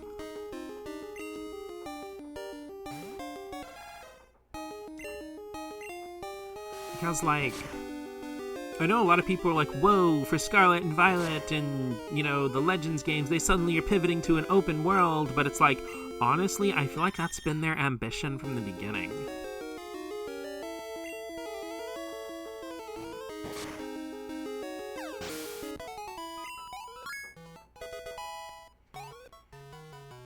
Because it's interesting that, like, Pokemon, especially with Gold and Silver, which came out in 1999 in Japan, 2000 in most of the rest of the world, have, like, the living, breathing world that updates daily and has, like, daily events and, you know, the berries and all that stuff in a mostly open world. Because, like, Gold and Silver in particular, you're so hugely open that there are a lot of gyms that you can do in any order. Like, the midpoint of the game, you can pretty much do the gyms whatever way you want to. And in Red and Blue, that's a big part of it, too. Because you can, like, beat Koga or something before Erica. You can skip Surge altogether if you want to. The little bugs in my game are placing every pixel one at a time on those gates. Give them your thanks. It's like if you've ever done a system transfer with, like, 3DS or Wii U, and you have your little Pikmin grab all your stuff and move it around for you.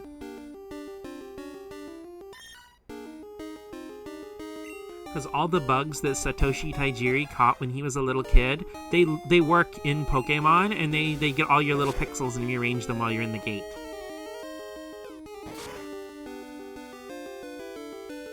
He's like, come on, bug team.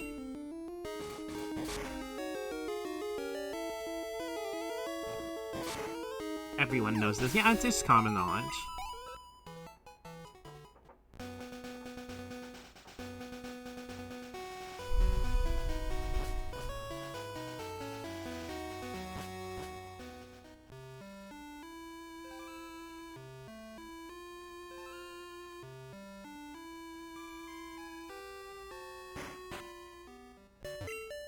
The very first Pikmin commercial traumatized my mom.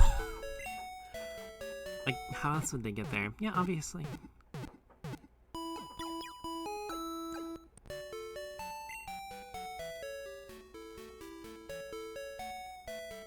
Pikmin in general is a game that I appreciate the existence of, but I don't really want to play them.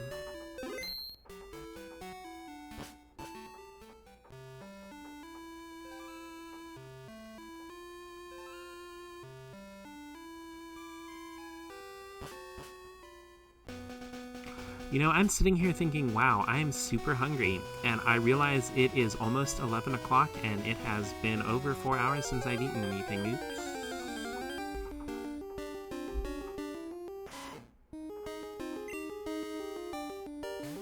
Yeah, we had that. Honestly, I think it's not fair that time passes when I'm streaming.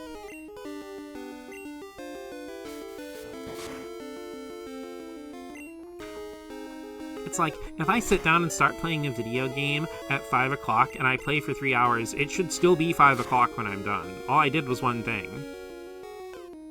Oh god, I forgot about food! I mean, I didn't forget, I just...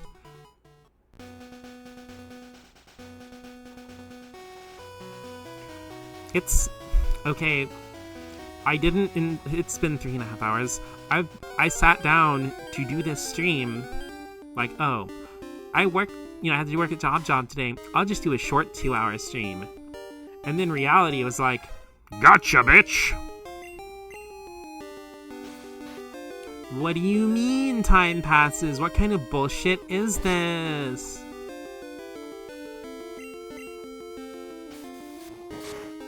See, this is why I want the freaking hypersonic lion tamer from Dragon Ball. Keep moving across different time zones. Maddie, you're a genius. It's like, please, just let me have a year's worth of playing video games and working on my creative stuff in one day.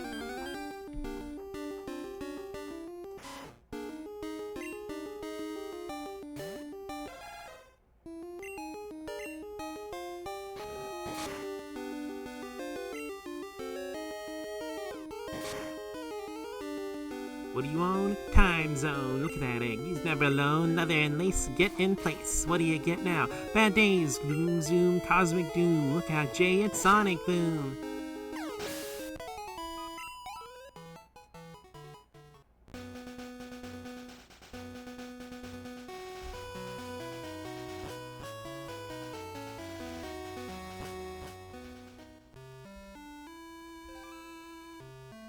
Listen, I just want to be like an immortal fake creature that can spend most of its time just sleeping for hundreds of years at a time.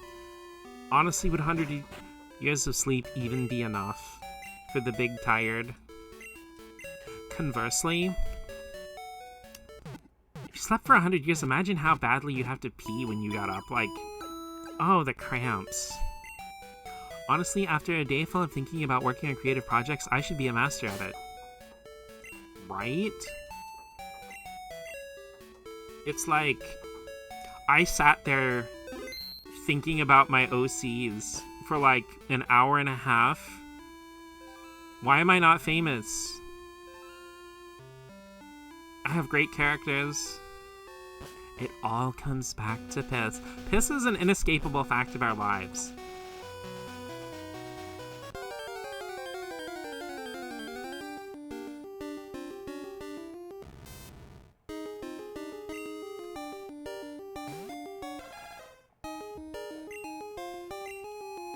spent all day thinking of A and V of my OCs. Why is it not real? Hope everyone does that at least twice a day. Think of A and Vs of their OCs? Oh yeah, obviously.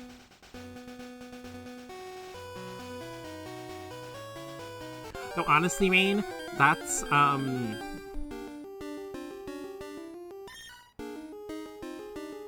how I gauge how good a song is by how cool the music video about my characters in my head that I see when I listen to it.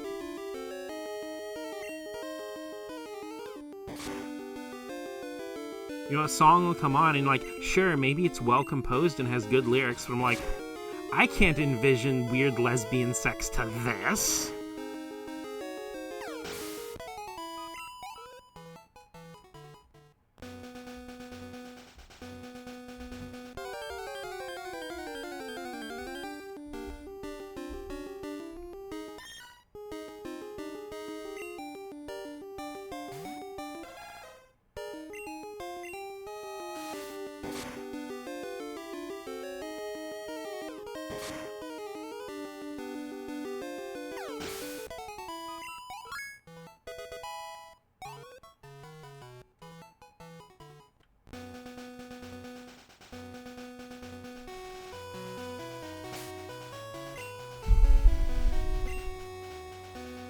Okay, Bones is almost there. We'll get her to level 28 and evolve into Marowak, and then I'll call it a stream.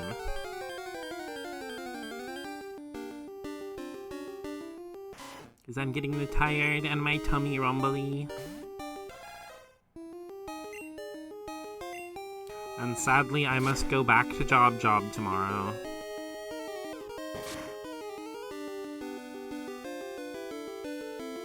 I've never had any experience in doing pottery, but if I don't make a perfect piece immediately, I think it'll be the end of everything.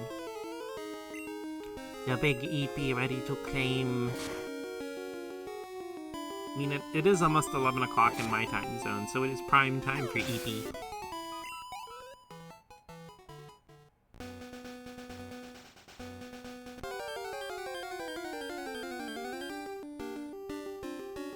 It's hard for me to go to sleep immediately after streaming because, like, my secret, like, confession is I will get the post-stream zoomies. So I've got at least, like, 2 hours before I can actually start falling asleep. As soon as you end it, I think I'll be conked out.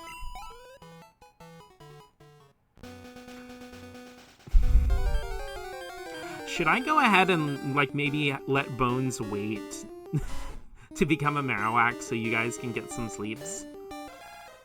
Honestly, I am so freaking hungry. I'm sorry, Bones, but I might have to...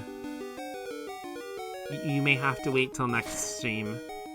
When does it evolve? Level 28.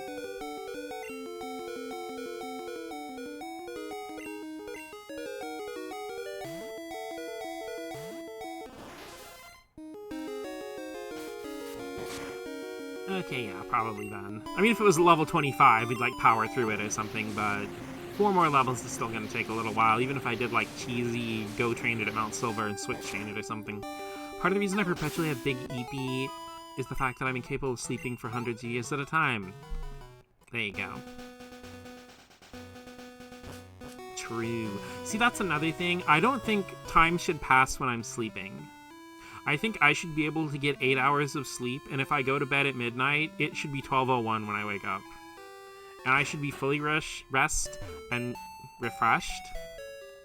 Because technically, if I have to work 8 hours, and there are 24 hours of a day, that means I should have 16 hours to draw pretty girls kissing, and play video games, and listen to music, and stand there staring into space, being overwhelmed, not being able to do anything for a while.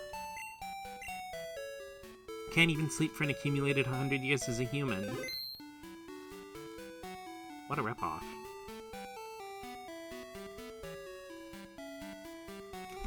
Okay, let's all go get some rest. I'm gonna grab a food and probably run around the house like a crazy person for a little bit. But thank you so much, everyone, for coming in and dropping by and hanging out with me while we do some Pokemon training. You guys have a wonderful rest of your evening. Get some sleep. Not for 100 years. Addendum to the immortal fairy creature thing. I would also like to gift immortality to my friends and people I like, so they're still there when I wake up. It was fun giggling. I'm glad. Good night, everybody, and have a good day, Guru Yee. Good night, everybody. Bye. Game over, yeah.